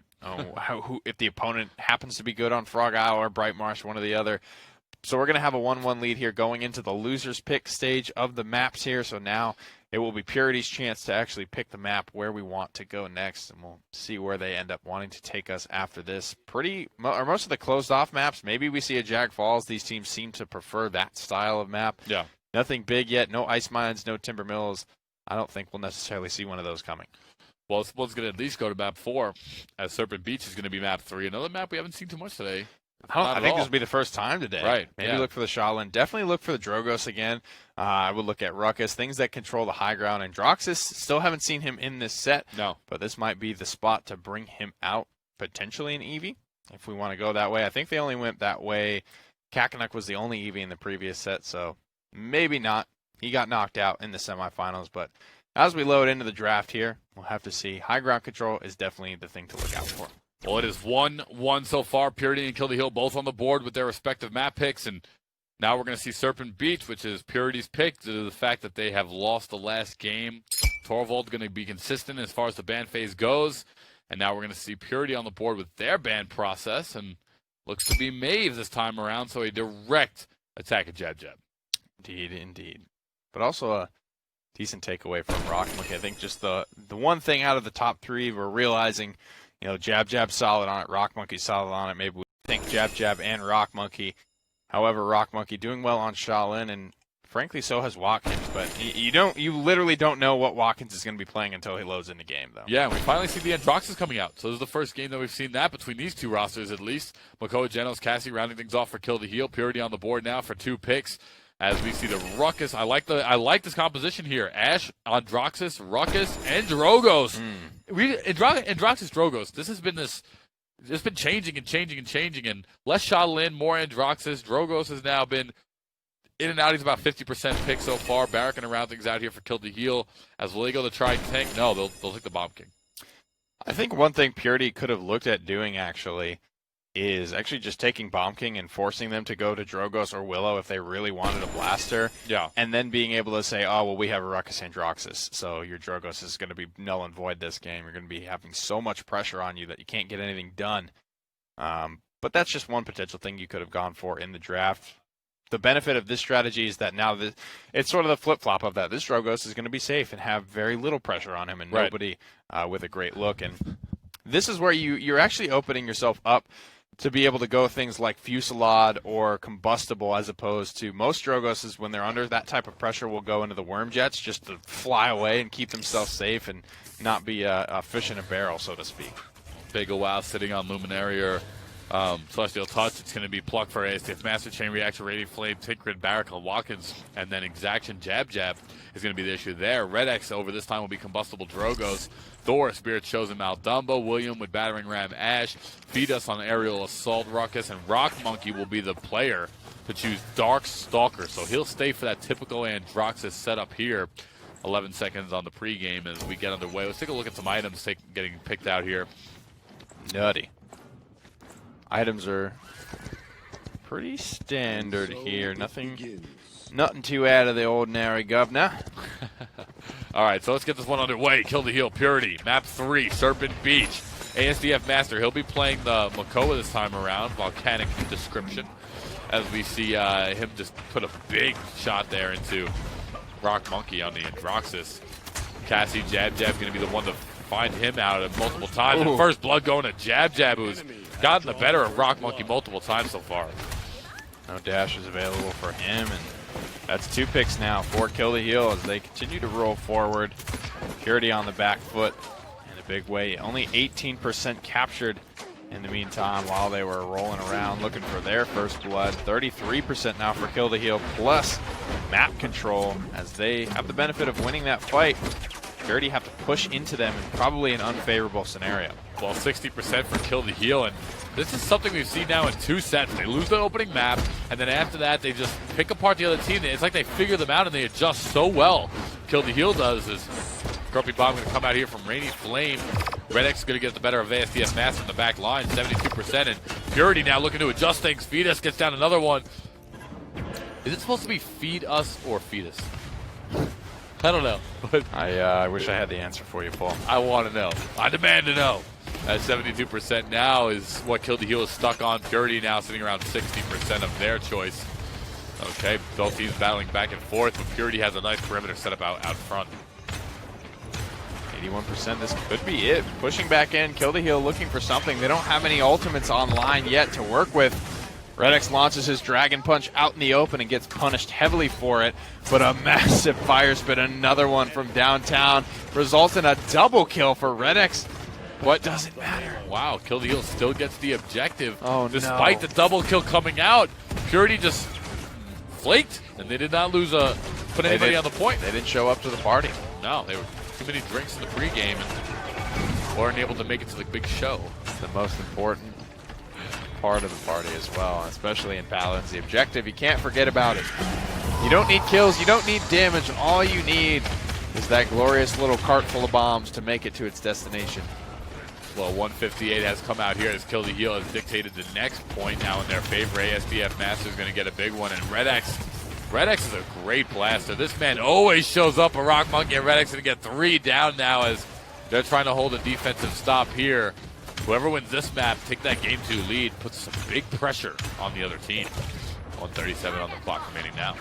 Ultimates are starting to come out for both squads. We're seeing the scout just to gain a little bit of information, approach this one perhaps more safely. They don't want to give up too many more team fights here before they get this payload rolling. It hasn't quite left the station yet. Rock Monkey's going to head up to the air, keep himself safe for now. Purity have a Dragon Punch, an Assert Dominance, and an Accursed Arm to work with, whereas Kill the Heel are looking to frag with their Dome Shield, Ancient Rage, and King Bomb. All right, so here we go. Red X in the back line, staying very safe, comfortable, as he's taking a lot of damage. Jab stepping up in a big way, in my opinion. He didn't start out very strong on the day, but he sure is finishing it off with some major plays. As look at this in the back line now. He's putting some big damage into the Thor. Thor's going to have to disengage. Call out from some help from Ash as a big pull comes out there. And Jab with a beautiful rotation there, putting damage onto everybody. Assert Dominance comes out, could potentially disengage that Ash out of that Accursed Arm. Is going to come out the backside of this fight. One more bolt. Rock Monkey gets big. Oh, wow. Doesn't quite stay alive for it. Beat is very low. Jab's going to take him out mid-flight. Yeah, Jab is... He's doing some things. He's definitely dialed in over the course of the day, but he's been having solid performances. I think just barely getting outshined by Watkins in a couple of scenarios, but now that we're seeing Watkins off of the main fraggers and onto other things, it's really Jab that has stepped up for this roster. And just like that, as soon as Kill the Heel feels like they're about to get something and then start a 2-0 lead, Purity battles right back, kills 2, and now they're about to tie this one up 1-1, and they will, as the trickling prevented Kill the Heel from getting a 2-0 succession start. Beat Us takes down Jab at the end point there, 36 seconds in the pregame. Let's take a look now at some of the slash lines, items, and damage charts. All that good stuff. All the good. The meat and potatoes of the Paladins game. We're seeing a couple Rejuvenates come through on either side. Rejuvenate, Resilience for Fetus, as he has now hit the level 2 Cauterize, so he feels like he's good in a good enough spot. And rushing Cauterize 3 is something that you can do, and I think Rock Monkey and William might try and go for that, but rushing Caut 3 is expensive, especially as Ruckus when you feel like you need other things. You need to just ignore stuns, crowd controls, that sort of things, as well as just receiving more healing yourself. Resilience and Rejuvenate are the cheapest items in the game at the 200, 400, 600 price points. So very, very valuable to actually pick those up as well when you can. As we're seeing now, we take a look at some of the rotations. Purity flanking around the right-hand side of the map this time, but Master's just going to take down Rock Monkey easily. Rock Monkey has been struggling. There's no doubt about that. He has not had the same impact he's had in the semifinals or the week 2 and 1 performances. That was really funny, actually. He just, dashed in a Z and ended up, 3 feet away from ASDF Master, and he's just okay. Shoots him in the back of the head and kills him. And he's running Pluck, so interesting blow up there. 39% for Kill the Heel as beautiful shell spin comes out, and Jab once again takes down Fetus here, and he is just putting damage into everybody. The accuracy, he's playing with some swagger as most members of Purity are trapped up in the uprights here of Serpent Beach. Oh, nice shell shield there. A little bit of peel for Jab. 800 damage into the 400 shot. Is it enough to actually clean him up? No, Jab gets a heal as well as lands a nice lifesteal shot from his roll to keep himself safe. Beautiful response from Big O Wow to take down the Hexa-firing Ruckus as well. Here we go. Jab Jab, though, hitting those rolls, making it look like some nether steps. Rock Monkey will finally get the best of him. There he 99%, but it doesn't matter. Kill the heal, answer back. Huge plays from Big O Wow as well as Jab Jab doing so much through that team fight, and that boy Watkins never leaving his trusty point, capturing it through for Kill the Heal. And again, blue team will find themselves on the offense. Purity has got to be kicking themselves. I mean, let's be realistic here. As soon as they win the team fight, they've had opportunities to take the objective and stop Kill the Heal from getting it. But Kill the Heal has just been sitting on it, and Purity's been having a couple flakes where nobody's paying attention and getting on the point quick enough. 2-1 lead now for Kill the Heal, and it's not a big deal as far as the round count, but the credits are going in favor of Kill the Heal as they get 300 per point captured.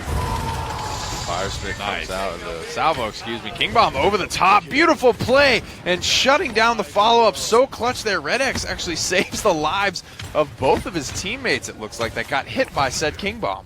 Yeah, and there we go. Here comes another spit bomb there. It's going to connect onto Watkins. Red X having a brilliant show here. Just accuracy off the top of the charts as no member from Kill the Heal is able to get on this objective. And here we go. They've got to get something going here. They're just kind of getting pinned out, and they're just not having that. Rock Monkey's not having the same showing. We need to see something else from him. He's got to get comfortable again because he's been struggling so far a couple rounds in a row. And he doesn't even have any like terrible matchups. I mean, if he's struggling against Jab Jab and Bomb King in particular, that's kind of the beauty of Darkstalker is you can just fight tanks as well. Like you're really good against frontliners with Darkstalker because they stay under that execution threshold for a lot longer. William takes a big tag there from through time and space. He's going to have to get on out of that team fight. So Big O Wow going 2 for 2 so far with his ultimates. And I said it was going to be, Jab Jab versus Rock Monkey in this series. Who's going to get the better of who? And so far, Jab Jab has done so every time, as even though Rock Monkey and Red X will get some kills there, and looking to get this 2-2 defense here, but credits are not going in their favor as Kill the Heal have been the ones to assert their dominance. No pun intended here on the point. Shots coming out from Big O Wow, just poking, charging your ult. Getting it back up. Pretty quick charging ultimate just due to the consistency of both the healing that Genos can output as well as the damage coming through here. Void gripping that Ashe into a bad spot. William is the first to fall in what could be the final team fight of round number 3. Oh, wow. Jab Jab and Big O Wow taking down Fetus. It was a yak there as well. Jab Jab getting another one. Overtime meter has come out here. If he kills Rock Monkey, there we go. Rock Monkey now getting something going here, but Big O Wow is going to take him down. Body block here coming out. No, Ashe will go right over the top. Goop. Nice whack. Yak. The void grip? Oh, the double play. Excellent outplay there by all of Kill the Heal as Purity is trickling in slowly. If they eliminate this guy here, oh yeah, a couple more are going to come out, but that's it. Kill the Heal getting a push successful, and just like this is going mirrored to semifinals match 6. Kill the Heal loses the first round, one map, then they go up 3-1 in the second map. It's the exact same situation. Kill the Heal might take a 2-1 lead here as now it's Purity really with their backs to the wall. And we've seen, especially at LAN, where obviously it's most important, is in fact where it's most vital to be able to do that, to adjust mid-series to what your enemy team is playing, what you need to be banning, how you need to be playing these fights. And, we haven't really mentioned it a whole lot today, but these guys are fighting for that phase finals cash, but they're fighting for a spot at the qualifier LAN to maybe punch their tickets to HRX to have a chance to have a shot. And that's really the dreams of these PGS teams, is to be able to go up against some of the PPL teams at the end of the day, have a chance at competition. Rock Monkey gets up real high for that accursed arm, but Kill the Heal's Watkins is going to be able to shut him down and throw down a dome shield on the point to continue to cap away. Kill the Heal is just playing great.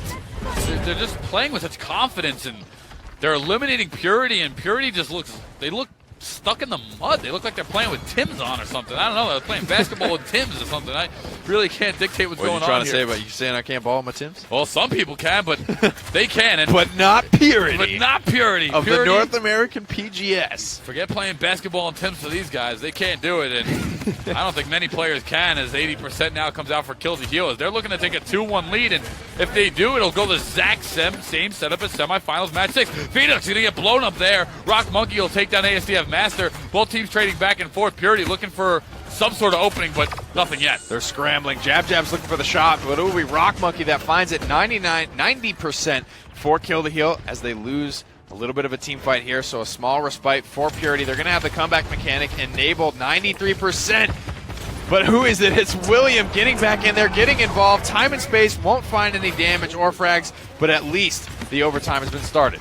Yeah, and I actually think Purity is going to switch this one around in their favor, and it looks to be the case. Oh, yeah, nice one. Red X is playing out of his mind. He's making up for any sort of lack that Rock Monkey is having, and I will say he is having it because normally we see Rock Monkey in the kill feed every other kill, and we have not seen much come out of him on Androxus. And maybe that's just Rock Monkey playing Androxus so Red X can succeed here. Maybe that's him being a team player. Maybe that's him saying, you know what, I would like Shaolin here. I'd like to, be able to play that. That's where I'm most comfortable. But, if it means Red X is going to be able to be super comfortable and just go off in this game, sure, I'll play Androxus. He's not a bad Androxus by any means, but it feels like it's Red X this time around that's really steering the ship. Well, Jab now is going to get a big double kill, and nothing can come really from Kill the Heal in this point. They can't win the game this time around. They're going to have to get a stop and then capture at next point. The most they can do is get enough damage out to get some ultimates online to save up for round 4, as Purity still has a lot of work to do. 50% of the card push to even tie the game to even get back into it. Let's look at the slash lines and the damage charts here just to see where everyone is in fact starting to fall. The damage charts tell us a little bit of a story, but Rock Monkey is 14-7. Wow. At the end of the day, he's not top damage, but we don't really expect him to be. So maybe we're just spectating him a lot when he's dying, because frankly, this is not a bad damage score. This is not a bad slash line to have. Right. It's just you're getting that plus the added benefit of Red X is 14-3. Wow. Because he's just under no pressure. William here going to take down Rainy Flame. 1 minute remains on the clock, Nick, and let's take a look at some loadouts here for Rock Monkey as we see what cards he's running on the back of the Nether Step getting away. Pretty standard here. Seething Hatred 2. Power of the Abyss 4. Really the variety in Androxus loadout comes off the back of whether you run Seething Hatred 4 and Abyss Walker 2 or Abyss Walker 4 and Seething Hatred 2. Sleight of Hand, Buying Time are two really high value 1-point cards to have. And I think what most Androxus run, and then Power of the Abyss 4 is sort of the incitement of Androxus. It allows you to hit that reversal, get your Nether Steps back, and continue to do what you do, which is dash and frag. All right, so Rock Monkey here. We'll take a look at his POV for a little bit. 18 seconds remain on the clock as he's looking for his time and his opening to get in. As Purity really want to tie this one up 3-3 here. They don't want to capture the point 2 more times. They've struggled so far with doing so. ASDF Master going to get a big kill here on Rock Monkey, and 4 seconds remain as it looks like with the trickle, Kill the Heal is probably going to walk away with a defense, and they will. Really easily, actually. Big damage from ASDF Master. Claims the life of Fetus as well. Fetus. I think that is just a troll name. If I had to put my money on whether a PGS player was trolling or not, especially a North American one, it would be that they are in fact trolling and just want to hear us say Fetus all day. Fetus. All right, well. So you know what, Fetus? I'm just going to say Ruckus the rest of the day. Ruckus. Outplayed. And there's Fetus playing Ruckus. Purity. Is that your southern accent? Yeah, trying to develop one. Trying to get it. Not quite fitting. Hey, don't lose who you are. Don't forget where you came from. Oh, I'll never. As the bouginess in me will never go away from Long Island. Oh, I'm only working here to buy a yacht. I love you. All right, 3-2 now, heading out into the objective. Don't hold your breath. It'll take you a minute. Oh, I know. It's going to take me a minute no matter where I am. But either way, 3-2 now for Kill the Heal as they're looking to get this one. Dread Serpent going to come out right away now. Red X, however, getting a big kill on ASDF Master. Rock Monkey getting one too. And this could go the way of Purity as it looks to be so far. Wow, they are fragging out, storming into this back line as well. Jab, the only one left alive. He's able to roll himself out of harm's way. But Purity, half comeback mechanic enabled, so they'll probably be able to get this one unscathed. It looks like they will. A couple of frontliners. Big dash off the top rope there. ASDF Master will at least buy an overtime. Looking like the Macho Man Randy Savage with the flying elbow off the top. Coming out from Raining Flame as Grumpy Bomb won't make it up to the top rounds there, but Purity, Bagel going to get one here, and despite being up 86%, a Scout's going to come out late for Jab. I don't know about that one. I guess he can rebuild it over the round, but the Thor coming out kill, and Jab getting another one. This could go kill the heel. Favor still. Bagel gets a double. Big shots coming out from Jab as well. He's able to keep himself alive, looking for another shot. He has not missed a full clip. Bagel finds the frag onto William. Rock Monkey looking for Jab, and look, his Scout is already recharged. Yeah. I mean, Bagel is amazing. This guy he's getting so many kills, and just like that, despite the efforts of Purity having 90% there on the point, Bagel and Jab get 2 and 2 and take it right back in favor of them. You got to love that shell spin from ASDF Master off like the actual literal high. I didn't even know you could do that. That was like the longest shell spin in the history of Paladins, and it's funny how it works. Like if you leave a ledge before like the animation completes, it's just like you just carry your momentum all the way through to the ground. And that's how he was able to get all the way to the point from the high ground. But more rolling was from Jab's Cassie. He had himself a great little game there. And so many times getting in and back out of team fights. A couple of nice little 1v1s. First blood in the first round. That was a key pick and a key matchup that I felt just went the way of Jab more so than it did to Androxus. Here we saw him take down the Fetus. Him and Bagel really on the same page so much of the game here. Nice shot there on Red X, takes him out. Going to back roll here, and I believe he maybe got eliminated there. But either way, Jab was getting a ton of kills all over the place. There's another one on Fetus there. And that play, right, where he rolls out into that little pocket, gets healed up for a second, and then comes back into the team fight and basically cleans it all up. He made that play a couple of times there, and it pretty much went the same way every single time. Yeah. But Jab, a lot of situational awareness of knowing when to take these fights and when to roll out to safety. Sure. So now it's kill the heel with 2 maps to Purity's 1. Jaguar Falls is going to be the map 4 here, which is, man, this could either seal the fate of kill the heel in the victory position or allow a comeback mechanic in the map count for Purity. As we see, these teams are so evenly matched, no matter really who wins or loses this one. Yeah, I think we're looking at the draft phase here is pretty much where things appear to be getting decided because both these teams are just absolutely so close. And it's very narrow who's like really out drafting who. This is like, it's one of those fun matchups where it doesn't really matter what map. They're both ready for every map. They're both ready to get almost anything in the draft and be successful. It comes down to just that pure execution. Who hits their shot? Who hits that ability in the clutch moment that ends up swinging the team fight? The Maeve is banned. The Torvald is banned. Same story as last time. And now we'll get to see what these players will pilot. All right. Purity going to start out things with Makoa. Once again, the state of their comfort level. And kill the heel 2-1 in the map count up in their favor despite being down 0-1 to start things off. Barrack is going to be the first one to accompany them, and they'll pick up the Genos also as Bagel has found a comfortability in that character now. Yeah, he's looking damn good on it, though. Yeah. You have to say. He's hitting a lot through time and space, which is that's one of the, it feels like it's funny to say that's the little things for Genos because that's his ultimate ability, but it is difficult to hit. You have to be very predictive, or just using it to zone effectively can also net you a kill indirectly as well. Right. Another Andro Drogos combo, and on Jag Falls, kill the heel, are getting themselves a really nice comp here early. All right, Drogos, Androxus. It seems to be every time we see a Drogos that's accompanied by Androxus lately, no matter really what the team is, it's something about this burst composition of both of these characters. Ash is going to be the thing to round out kill the heel now. Aldumba Bomb King, Cassianara, Makoa coming out. So very similar lineups across the board. Maybe some team swaps in positions, but this is the 10 that we've seen a lot throughout the day, if not every game. For these guys, at least. Is this, I think, outside of the Inara? Yeah, outside of the Inara, this was, I think, the same other 9 characters that we just saw on Serpent Beach. So, as we get down to the wire here, it's comfortability. I think, you talk about that a lot when it really comes down to it. Matchups sort of go out the window in a shooter anyway. There are MOBA elements in our shooter in Paladins. But at the end of the day, if you don't land shots, you don't do any damage, and matchups sort of go out the window. Taking a look at the legendaries here, it's going to be Chain Reaction, Red X, Mother's Grace, and Nara. William, CB Spirit shows him Dumbo on the Thor, Exaction, Rock Monkey, Cassie, Pluck. He'll be running on Fetus over to the other side. ASDF Master, Tinker and Barrack, Watkins, Battering Ram Ash, Jab Jab for Godslayer and Droxus, Bagel Wow, Celestial Touch or Luminari, and Worm Jets for Raining Flame Drogos. 2-1. Kill the Heal in the lead. Yeah. What was Watkins playing again? Watkins playing Barrack? Let the battle begin. Oh, I think that was ASDF Master.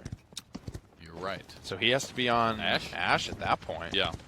Okay, so yet another champion in the pool for young Watkins. Clearly the most flexible player. Big flank coming out here early, and this is such a nice pairing, the Ashen and Droxus, but they get walled off. Yeah, first blood going over to the Thor there as ASDF Master will tie it up 1-1 in this segment. 24% for Purity to lead things off. Battering Ram Ash, she's going to try and get on the point here. Fetus is in that back room on the right, along with most of the members of Purity who are grouped up together. Nice. This is going to be a pluck damage, but a reversal is going to come out. Red X will take out Jab Jab, and that's exactly what they needed as Purity are looking to get on the point. They're still trying to battle back and tie this one up 2-2. 39% for Kill the Heal, but Purity are in control now, tying up at 39 and going ahead. Fire Spit comes out, but it doesn't look like the rocket connected or even made its way through. Rock Monkey pretty low on this cast. He can only eat 2 more shots from the Ash, so he's going to see himself out, at least for now. Big heals coming in from Va.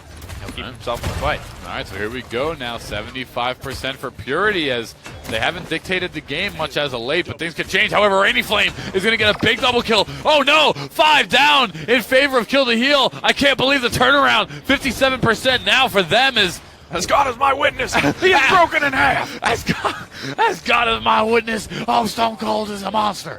He's a sickening monster. Wow, and turn it all around, and when everyone is so grouped up in that little corridor corner, things can go south so quickly there. You can get so punished by this Drogos, and frankly by the Ash. We've seen, grouping up against that splash damage flat cannon can be so brutal. Big Fire Spit's landing from Rainy Flame, and another one over the wall, connects on it too, and he's going to go straight in the Dragon Punch. More for just swag, I think. He ends up losing his life for it. But he almost didn't even connect that one there. And sometimes you just ult because it feels good. It feels like the right time to ult. At the game, hey, you hit someone with 3 ult. If you Dragon Punch the same member 3 times. You hit a couple of good rockets, big Fire Spit, going to the Dragon Punch midair. When you get top play, you look that much more dope. So I think, that may have been a little bit more of the reason he goes for that in that instance. Yeah, what I was going to say is that when you hit the same character with the same ult 3 times, they start being like, oh, you little, it gets in their head, leave me alone. Why are you hunting me? As 1:35 are on the clock now, and Rock Monkey is going to take down Bagel Wow here, who's the main support. Dread Serpent going to come out. That was in a similar situation. Thor, however, is on the Stun Snake, not going to land on the Drogos. Damage coming out, but he's going to have to disengage. Still, Purity is dictating the defense here, trying to tie it up 1-1. Pulls the emergency break there, and that was more for peel than it was for follow-up because there wasn't much, but it does end up keeping Fetus alive. He's able to get his Ancient Rage off and stabilize, but Purity, they spend a lot for that defense. Dread Serpent and Ancient Rage, that's no cheap team fight. No doubt about that, and so far we're seeing a lot come out here as both these teams are it's just a slugfest from the opening maps. They see the kill feed is going off every chance it can. Going to be a Dome Shield, however, coming out from ASDF Master. They do have the kill count in their favor before that double kill Rock Monkey. That was a good job. Nice reversal from Jab Jab. He's looking for more. Cursed Arm to the back line. Big shots onto Va, but so exposed, so vulnerable during that ultimate. Rock Monkey is able to punish him for it. That's right. And Rock Monkey, I think, was right underneath Drogos there as he couldn't lock him up, and he was able to kill him easily. Red X gets another kill. 20 seconds remain on the clock, and after that trickle, the defense looks to go in the way of Purity. We'll see if things change here in the upcoming seconds of the game. 2 ultimates on the side of Purity. Looking at a King Bomb and a Scout. Not exactly the most powerful emergency breaks to pull on the defense if you need it, but Kill the Heal, they lost Rainy Frame and his Dragon Punch both at the same time. Yeah, here we go. It's going to be Red X now playing those blasters. Been doing a great job today. However, it's 3 members of Kill the Heal. Overtime meter has begun to take out now. Fetus is looking to take down another member. It looks like Jab Jab. Oh, that's a big, big hook. In fact, if they don't kill him there, they might get it, but that definitely secured the defense. At least for Rainy another. Flames back. That Dredge Anchor, or that Shell Shield isn't going to do much. The Dragon Punch is coming through. Oh, it wow. connects on the Bomb King. Overtime almost expired there. Cannot afford to get off this payload for even a millisecond at this point. A 2-2 trade once again. Thor now in the back line. Nice kill by Thor. That's exactly what he needed. Sun Snake is going to come out. There's the defense. Definitely the stop this time around. As Androx is the last one to go down. Rock Monkey's going to take him. What a battle. That one took 5 minutes and 40 seconds. That is pretty crazy here. Purity they save a lot of ultimates, so they don't really panic at any point during that defense. So good on them. They're going to have a lot going in for this round to fight with. This time we're looking at the kill to heal. They've got just 2 ultimates online to deal with this offense this time around. But, I mean, outside of the Dragon Punch, there's not a whole lot that they're dictating a team fight with anyway. So I think Kill the Heal need to go into Resilience as fast as possible because there is a lot of big bad CC coming their way, and they've already picked up 3 so far. 3 members of Purity are also on kill streaks now, so we're seeing a little bit of synergy coming out from these guys. Purity and Jab is playing the Androxus this time around, so 74% of the ultimate for him. It's going to be a scout to start things off, and that's really the best time to use it if you're Cassie. It just sets up the round so nice for your team, gives you a big advantage. Damage here. Nara walls off again. Dread Serpent comes out. Results in the first kill going the way of Purity, but 3 ultimates already used for Purity, and they've only gotten themselves 2 kills for it, but it looks like it could be enough to win this team fight overall. That's right, 45% now for them as Kill the Heal looks much different this round than this game. Oh, what a bomb there. Hitting right in the member of 3 members of Kill the Heal. William going to take down Rainy Flame, who is that main tank. There's going to be a third dominance coming out from Watkins as he's trying to stall for a minute, but with 2 members down for William, I don't think it's going to work too much. Great pull there from William. From Fetus. Coming out, Thor gets to kill him. Well orchestrated, and that's really just what we expected. They not only had more ultimates, but they have better ultimates to win a team fight with. And until Resilience comes online for all 4, if not all 5 members of Kill the Heal, I think that's just how those fights are going to go. Granted, nobody whiffs an ultimate on Purity. Okay, well, 2:15 on the clock as Purity has now gotten that second payload once again. 4 members on kill streaks as Nara finally goes down for Purity. Rock Monkey returning to somewhat of his form as he's looking to get a kill. Fetus going to get a kill on Jab, and Rainy Flame gets a double, which will poise a little bit of a defense. 1:56 remain on the clock. Rainy Flame getting another one here using the beautiful Brazilian Blaster. Nice shot on the clock. Fire Spit don't connect there. Purity are almost ready to go. They almost have their ultimates charged up again. And we'll probably need them to kickstart things to initiate a lot of these fights. Big Dredge Anchors time and time again for Fetus. His anchors have been on point. Seismic Crash comes through. Stuns 2 and just the lockdown right now. Kill the Heal needs to buy Resilience and fast. Yeah, they're struggling right now. You can see a great body block coming out there from William. Payload is going to start getting pushed a little bit more now, rounding that 50% mark for Purity. As Kill the Heal is kind of getting stuck in the back lines as they're really having trouble just breaking this overall strat. Purity looks to be getting a lot of confidence, and their steamroll train has been chugging. Dome Shield comes out pretty early on there just to buy a little bit of stopping power for Kill the Heal.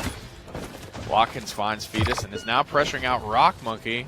Looks like he's done so effectively on the back foot right now. Wall comes out from William as the full disengage is called here from Purity, but they're charging up their ultimates so fast. Fetus in particular on his on the Ancient Rage is a difficult ultimate to charge. Takes a long time. Not a very spammy ultimate, but he's already back to 87%, as well as some of these other ultimates, the big crowd control ones, the Dread Serpent, the Seismic Crash are already back to almost the 70% mark. So this is going on the 3rd time this round that they've been able to use these ults. Red X getting a big kill on ASDF Master. Here comes a Dragon Punch now from Rainy Flame there, and he won't find anybody, so he'll only have to retain 30%. Feed us in the back line now. It's 1 member down of Kill the Heal, and Purity looking for their chance to strike. 10 seconds remaining in this round, Nick.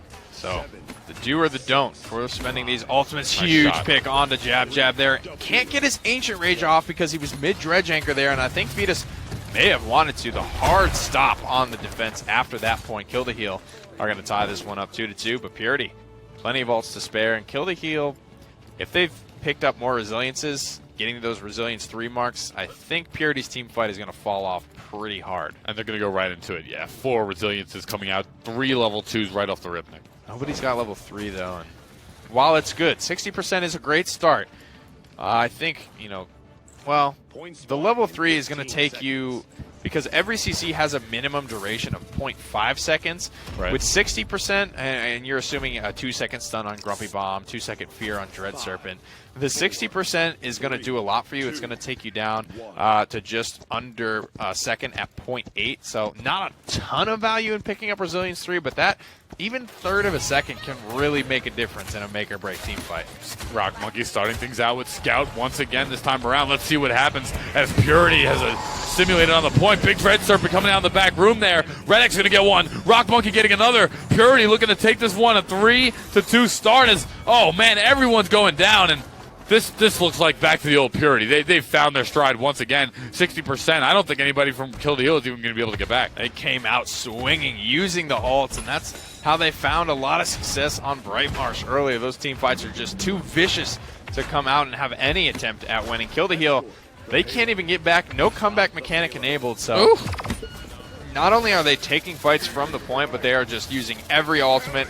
Everyone's getting value. No one's really whiffing. No one's making any crazy highlight reel ults, right, but they're just getting a little bit of value for everything, and they're winning the team fight easily as a result. The other thing is that's interesting, to talk about for a minute here is Kill the Heal seems to always rebuttal and wipe Purity after the initial point, but it's just too late. Well, sure. Yeah. It's just too late because they don't have the ultimates, right? Like right now, everyone's kind of dead, or everyone was kind of dead from Purity. They're just coming back now, but they got what they wanted. They got the payload.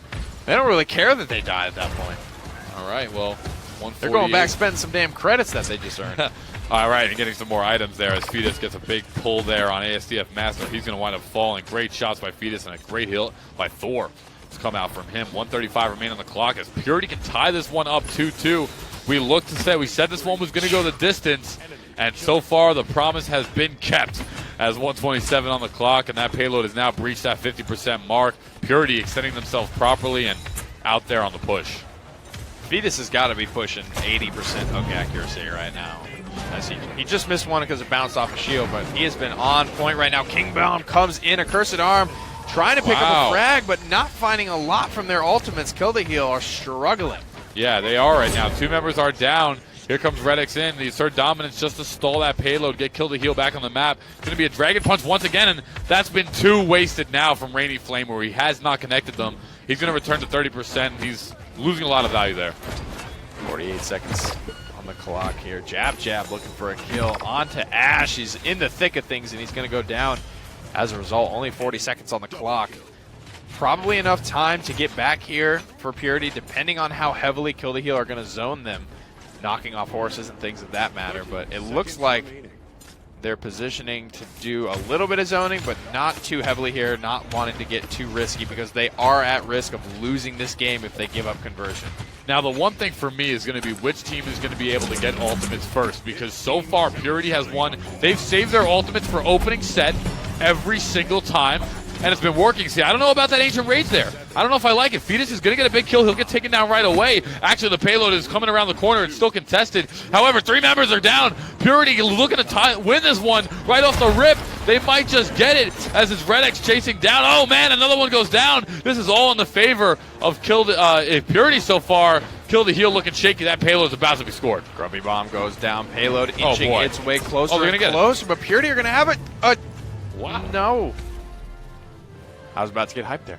And the payload just squeaks its way through. Neither frontliner having their head on straight and not realizing that the game was about to end there. They weren't in a great spot. They used a lot of ultimates defensively to try and get that initial stop. Yeah. But again, the way that Purity are taking these team fights, not being reactive at all, coming out, setting the pace for these fights with their ultimates, not hesitating whatsoever, has really been the biggest boon, I think, to their team fights. Yeah, well, Purity definitely changed they changed it around at some point in the game. It was about the halfway mark after they lost the second game.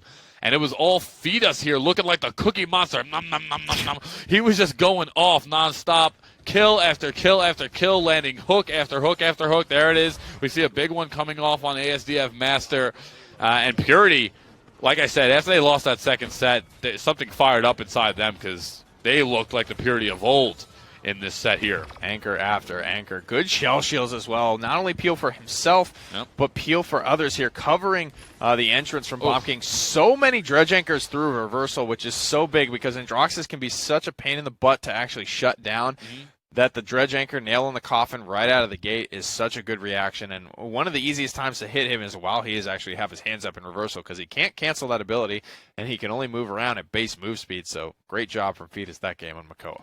Well, we'll see what happens now as we head to Game 5, the final set. It's going to be Fish Market, 2-2 for both of these teams here. North American PGS, PCS, or whatever you want to call it, PGS. You can't get any better action than this. It's Purity versus Kill the Heal. I'm having one of those days, man. Purity versus Kill the Heal, Game 5, and the action has been jam-packed so far. It is going right down to the last seconds here in this one final set. This has been, Fish Market's been a lot of fun to watch, frankly. A lot of different comps working here. Strix having basically 100% PPL win rate, and in the PGS as well. This is what the Renegades use to take down G2. So you could potentially look at that here. But the Drogos and Andro combo, something that's been working fairly well for either side that's been able to draft it so far.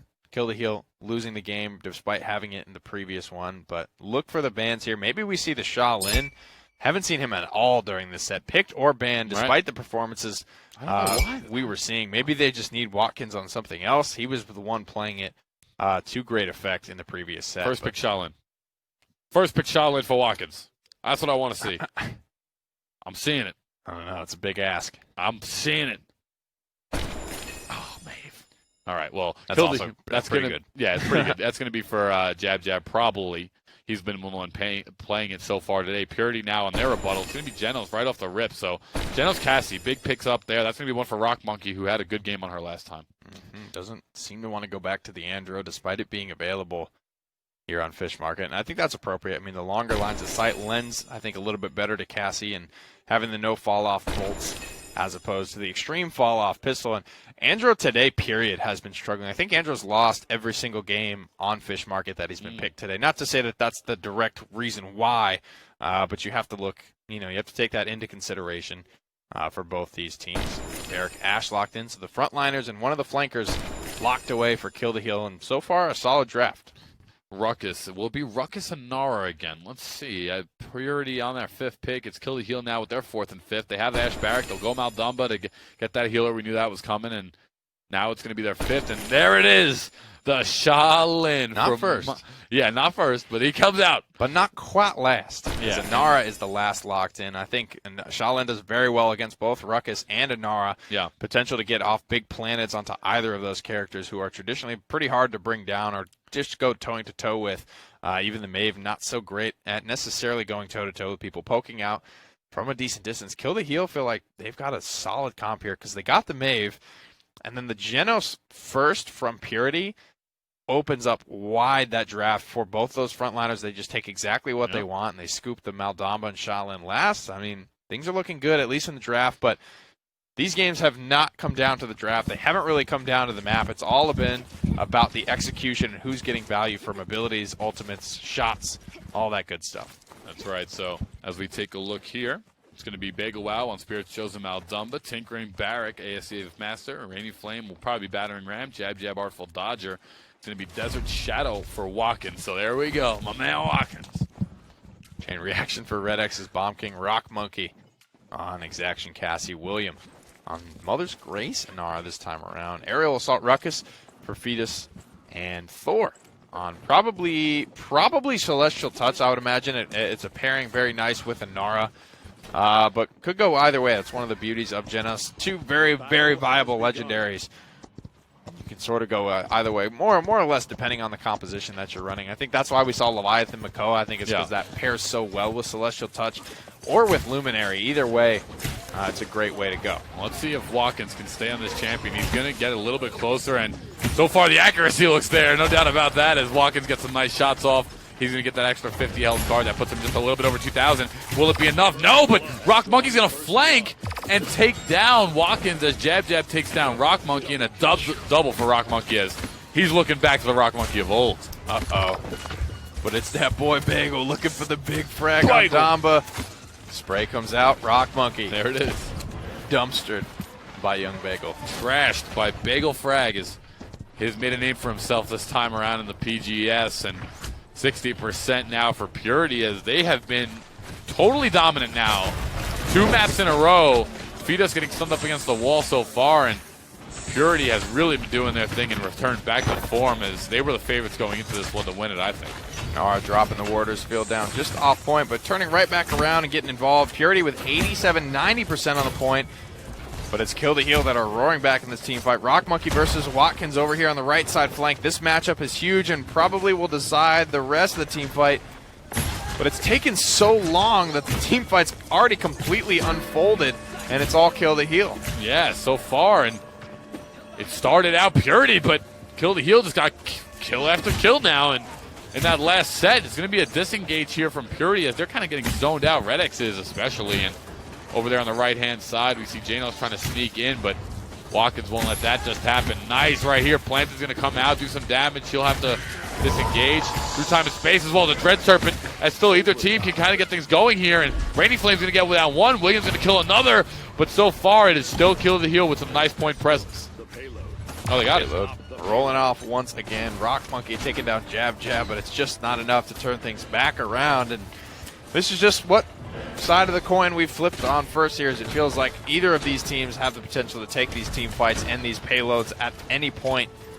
Both these teams, no matter who wins here today, I think very deserving of their top 2 spots and very deserving to go to that PGS land. Well, so far it's Feed Us now getting a kill, and Red X is getting another one as Rainy Flame takes down Feed Us finally. And both of these teams, we said it today, it's going to be a real tug of war here, and so far it has been so exactly to that. Rock Monkey is getting a lot more kills lately, as he'll get knocked back there. But he lived. Yeah, actually, super funny. Those docks, all playable area of this map. Right, yeah, nobody really uses them. Nobody uses them. Completely irrelevant, but actually a massive part of like probably the square footage of the map when you really think about it. It's kind of funny, like Strix and Kinessa, like if they can get out there, yeah, there's not a lot you can do in a way, in a funny way. No one really, like maybe an Eevee can like blink and soar out there, but it's so risky to like try and land on that thin little boardwalk, and meanwhile the sniper is just slamming you the whole time you're trying to just get out and contest them. It's kind of funny. It's completely irrelevant in just the way it lines up with most of the map, but if you do get out there in a relevant spot, it can actually be very beneficial. Well, not a bad play for some of you snipers at home. Maybe you want to change things up and try some different strategy. As 52 seconds remain on the clock, Kill the Heel looking to push this one for a 2-0 start. They really wanted to get this $2,000, which is what they're going to be competing for here in the finals. One team. What's second place? 1250 or 1500? I think so. I think 1250. Yeah, 1250. Yeah. All right, so Rock Monkey takes Rainy Flame. Watkins gets another kill, and right now it's Watkins versus Rock Monkey. Who will have the bigger impact on their team? 30 seconds remaining, but the payload cresting the hill, the most difficult part of Fish Market, has been done by Kill the Heel, and now they've got their eyes set on conversion. Ruckus is going to get in here. He's going to contest for the time being, but he's already hit with a big old Dread Serpent. Red X here with a King Bomb on the way in, and that'll eliminate ASDF Master, as the other 4 members of Kill the Heel are flanked on the right-hand side here. And they need to get on the point, but they're trying to take down the Inara first, as they'll finally dive in now. Jab Jab gets William. Rock Monkey takes down Watkins, and wow, they're battling now. Overtime has begun to take out. Assert Dominance. All right, they're going for it. Kill the Heel is trying to get this one on board, as the Assert Dominance is going to come by. Oh, but look at Rock Monkey here. He's in such a good position in this back line to maybe get this one stabilized here. Just a couple of big frontliners to chew his way through at this point. The Narwhal is so good. It prevents the contest, but at the end, it's the frag. Rock Monkey just comes away with too much in that engagement. Huge return kill during the slow-mo onto Watkins as well. The scoreboard's going to be evened up, as it pretty much always has been in the first round, 1-1. As we look at some of these items and potentially pull away slash lines. Rock Monkey 9-2, having himself a good round. Red X at 4-1, as despite being on the back foot for the majority of that round, they are both leading damage as well as having by far the best KDAs in this game. But I mean, Ruckus down at 17,000 damage, the lowest Holy in crap. the game by far. So, I mean, besides the front two, Kill the Heel is dominating the DPS boards, but they're not. They got the opening point, so they will have the credits. Yeah. But That one was pretty close to being scored. So let's see. The second round is going to tell us a lot of the story here as Kill the Heel. Neither of these teams are strangers to the PGS. They've been competing week in and week out. They're both looking to get this money. Rock Monkey with 12 kills now. He's on the streak. Clock strikes midnight. Vision's cut out for Purity for the next 4 seconds. But not a lot of moves were made from Kill the Heel during their period of blindness. No kills, just capture point percentage was gained for them, and only 45 to their name. That's right. Red X here is going to start off things and get ASDF Master off the board. Kill the Heel has already gotten 45%. Here comes a Grumpy Bomb by Red X, who has a phenomenal Bomb King. He's always making some crazy plays. Planted come out there from Shaolin, but he'll take a lot of damages. Watkins going to have to... Wow, Red X from deep with accuracy. Finding big sticks. Jab, jab, looking for it up on the high ground here. Bagel Wow, the first to fall for Kill the Heel. 1 stick, 2 stick, 4, I think, by the end of that. Yeah. Ends up deleting Rainy Flame entirely there. Chain reaction. Man. Such a dangerous legendary when you can leverage it. Yeah, especially when you land the 3 bombs. Rock Monkey, however, has been the standout for me in this one. He's been killing it as they're now going to lock up. Wow, another shot. There's 3 down for Rock Monkey as it looks to be all Purity taking this second point. And, man, if Purity captures this one as Rock Monkey's on a 16-kill streak, we have Red X on a 10. A lot of ultimates coming online right now. And now it's Purity's turn to take a stab at this offense. Both teams so close here. And just fighting for seeding at this point. Seeding and prize money, but both things very important to both of them. Wow. Exafire comes out, but the shield just shredded so quickly that Fetus wasn't able to get much done there. He gets 1 kill before going down. As Rock Monkey, his 17 streak comes to an end at the hands of a Dread Serpent.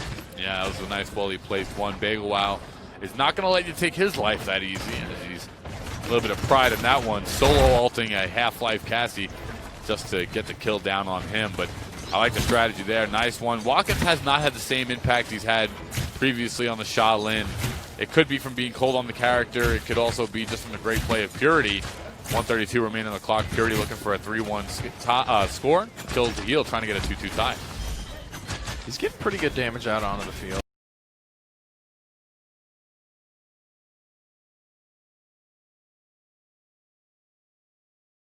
The nature daggers here. Very, very uncommon skin to be seen actually used. Good on you, Jab Jab. I'm not going to say that there's not better options, but I dig the exclusivity of it all. It's cool. Watkins going to take down Thor here, and Red X heading up top as it's an invisible Shaolin there in the back line. He did use... He's swinging for something. Oh, yeah, he's got the Heat Haze active.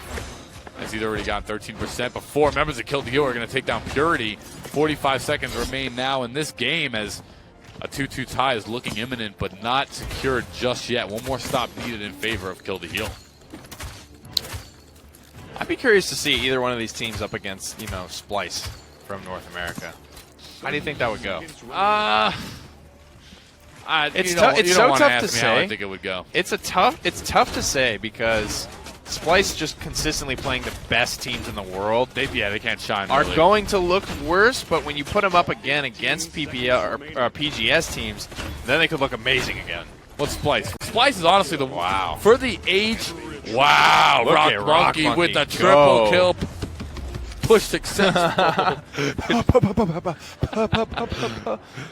Cassie, what? Yeah. But when you bring it up, Splice is actually a phenomenal outplayed squad. Idiot. Woo! Locked in the corner, nerd. Destroyed. See you later. Stare at that wall. But Splice is honestly a phenomenal team, and if you put them up against either one of these guys, they'd probably smoke them, honestly. It's like they do this the same year every year in the NBA. They say, will the worst team in the NBA lose to the top college team?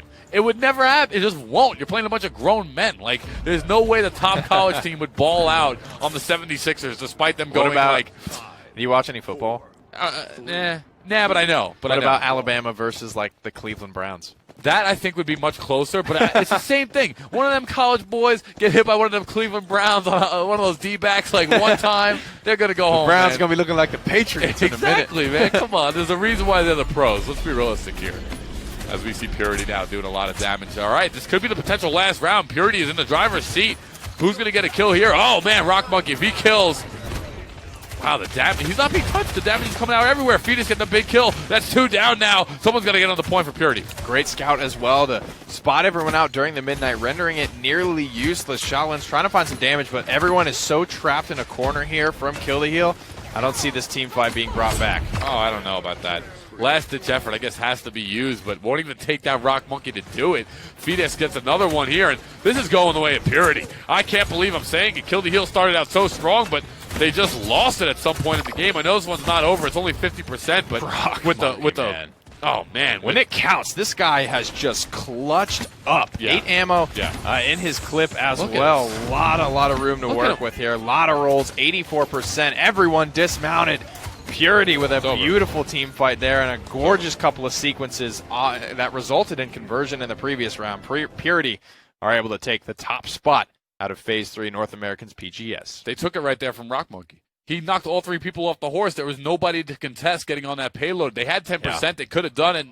Not that it wouldn't have went their way either way, but Rock Monkey knocking them off the horse allowed them not even to get in it. It was Rock Monkey on Cassie from start to finish.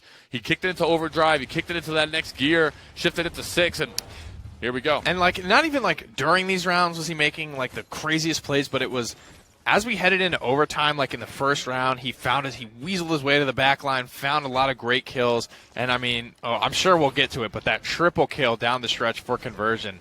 This was so beautiful. It's just poetry, man. Roll, shot, roll, shot, roll. He's not even hesitating to take these shots. He's got them tracked in, locked, and dialed while still rolling, and it's such a fun thing to watch when a really good Cassie gets going.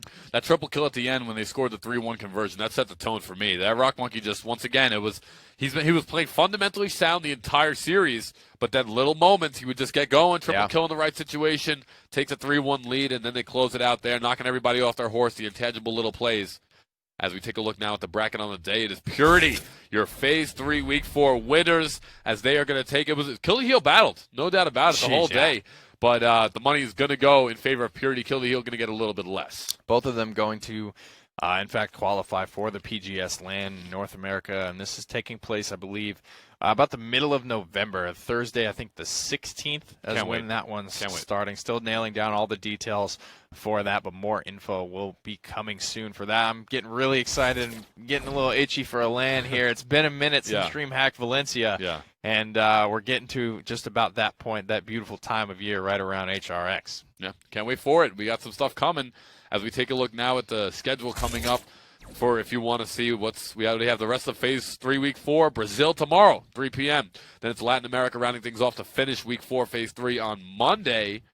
And now if you want to see some broadcasts in your local languages and local time zones, you can take a look right there down at the bottom of your screen. CAS Monday, Brazil, Oceania. We don't cover that at all. LATAM or Southeast Asia. So there's going to be some good action there for the Paladins Global Series Phase 3 local broadcast. Yeah, the Oceania one, I talked to Diggy Dog yesterday, one of the guys from Kangaroo. Top Oceanic team, and he was saying they're playing on OB61, and he's like, dude, I don't know if we're going to win. There's so much changing in that patch, and a lot of these competitive games are going to start to be played on OB61. I think for the weekend we'll be all squared away there. So a lot of exciting things in store. I think we're going to have the lowest, anyone could upset this weekend with this big old balance patch coming through. So you don't want to miss this action. We talked about Splice a little bit, still looking for their first win. This could be the weekend to do it. Well, we'll see. PPL this weekend, 3 p.m. EST, Facebook.com/PaladinsGame/live. I'm Rabies. This is Pretty Hair. That's going to do it for us here in North America. And like always, never stop the grinding. Let's just keep on pushing tomorrow. Brazil. We'll see you there.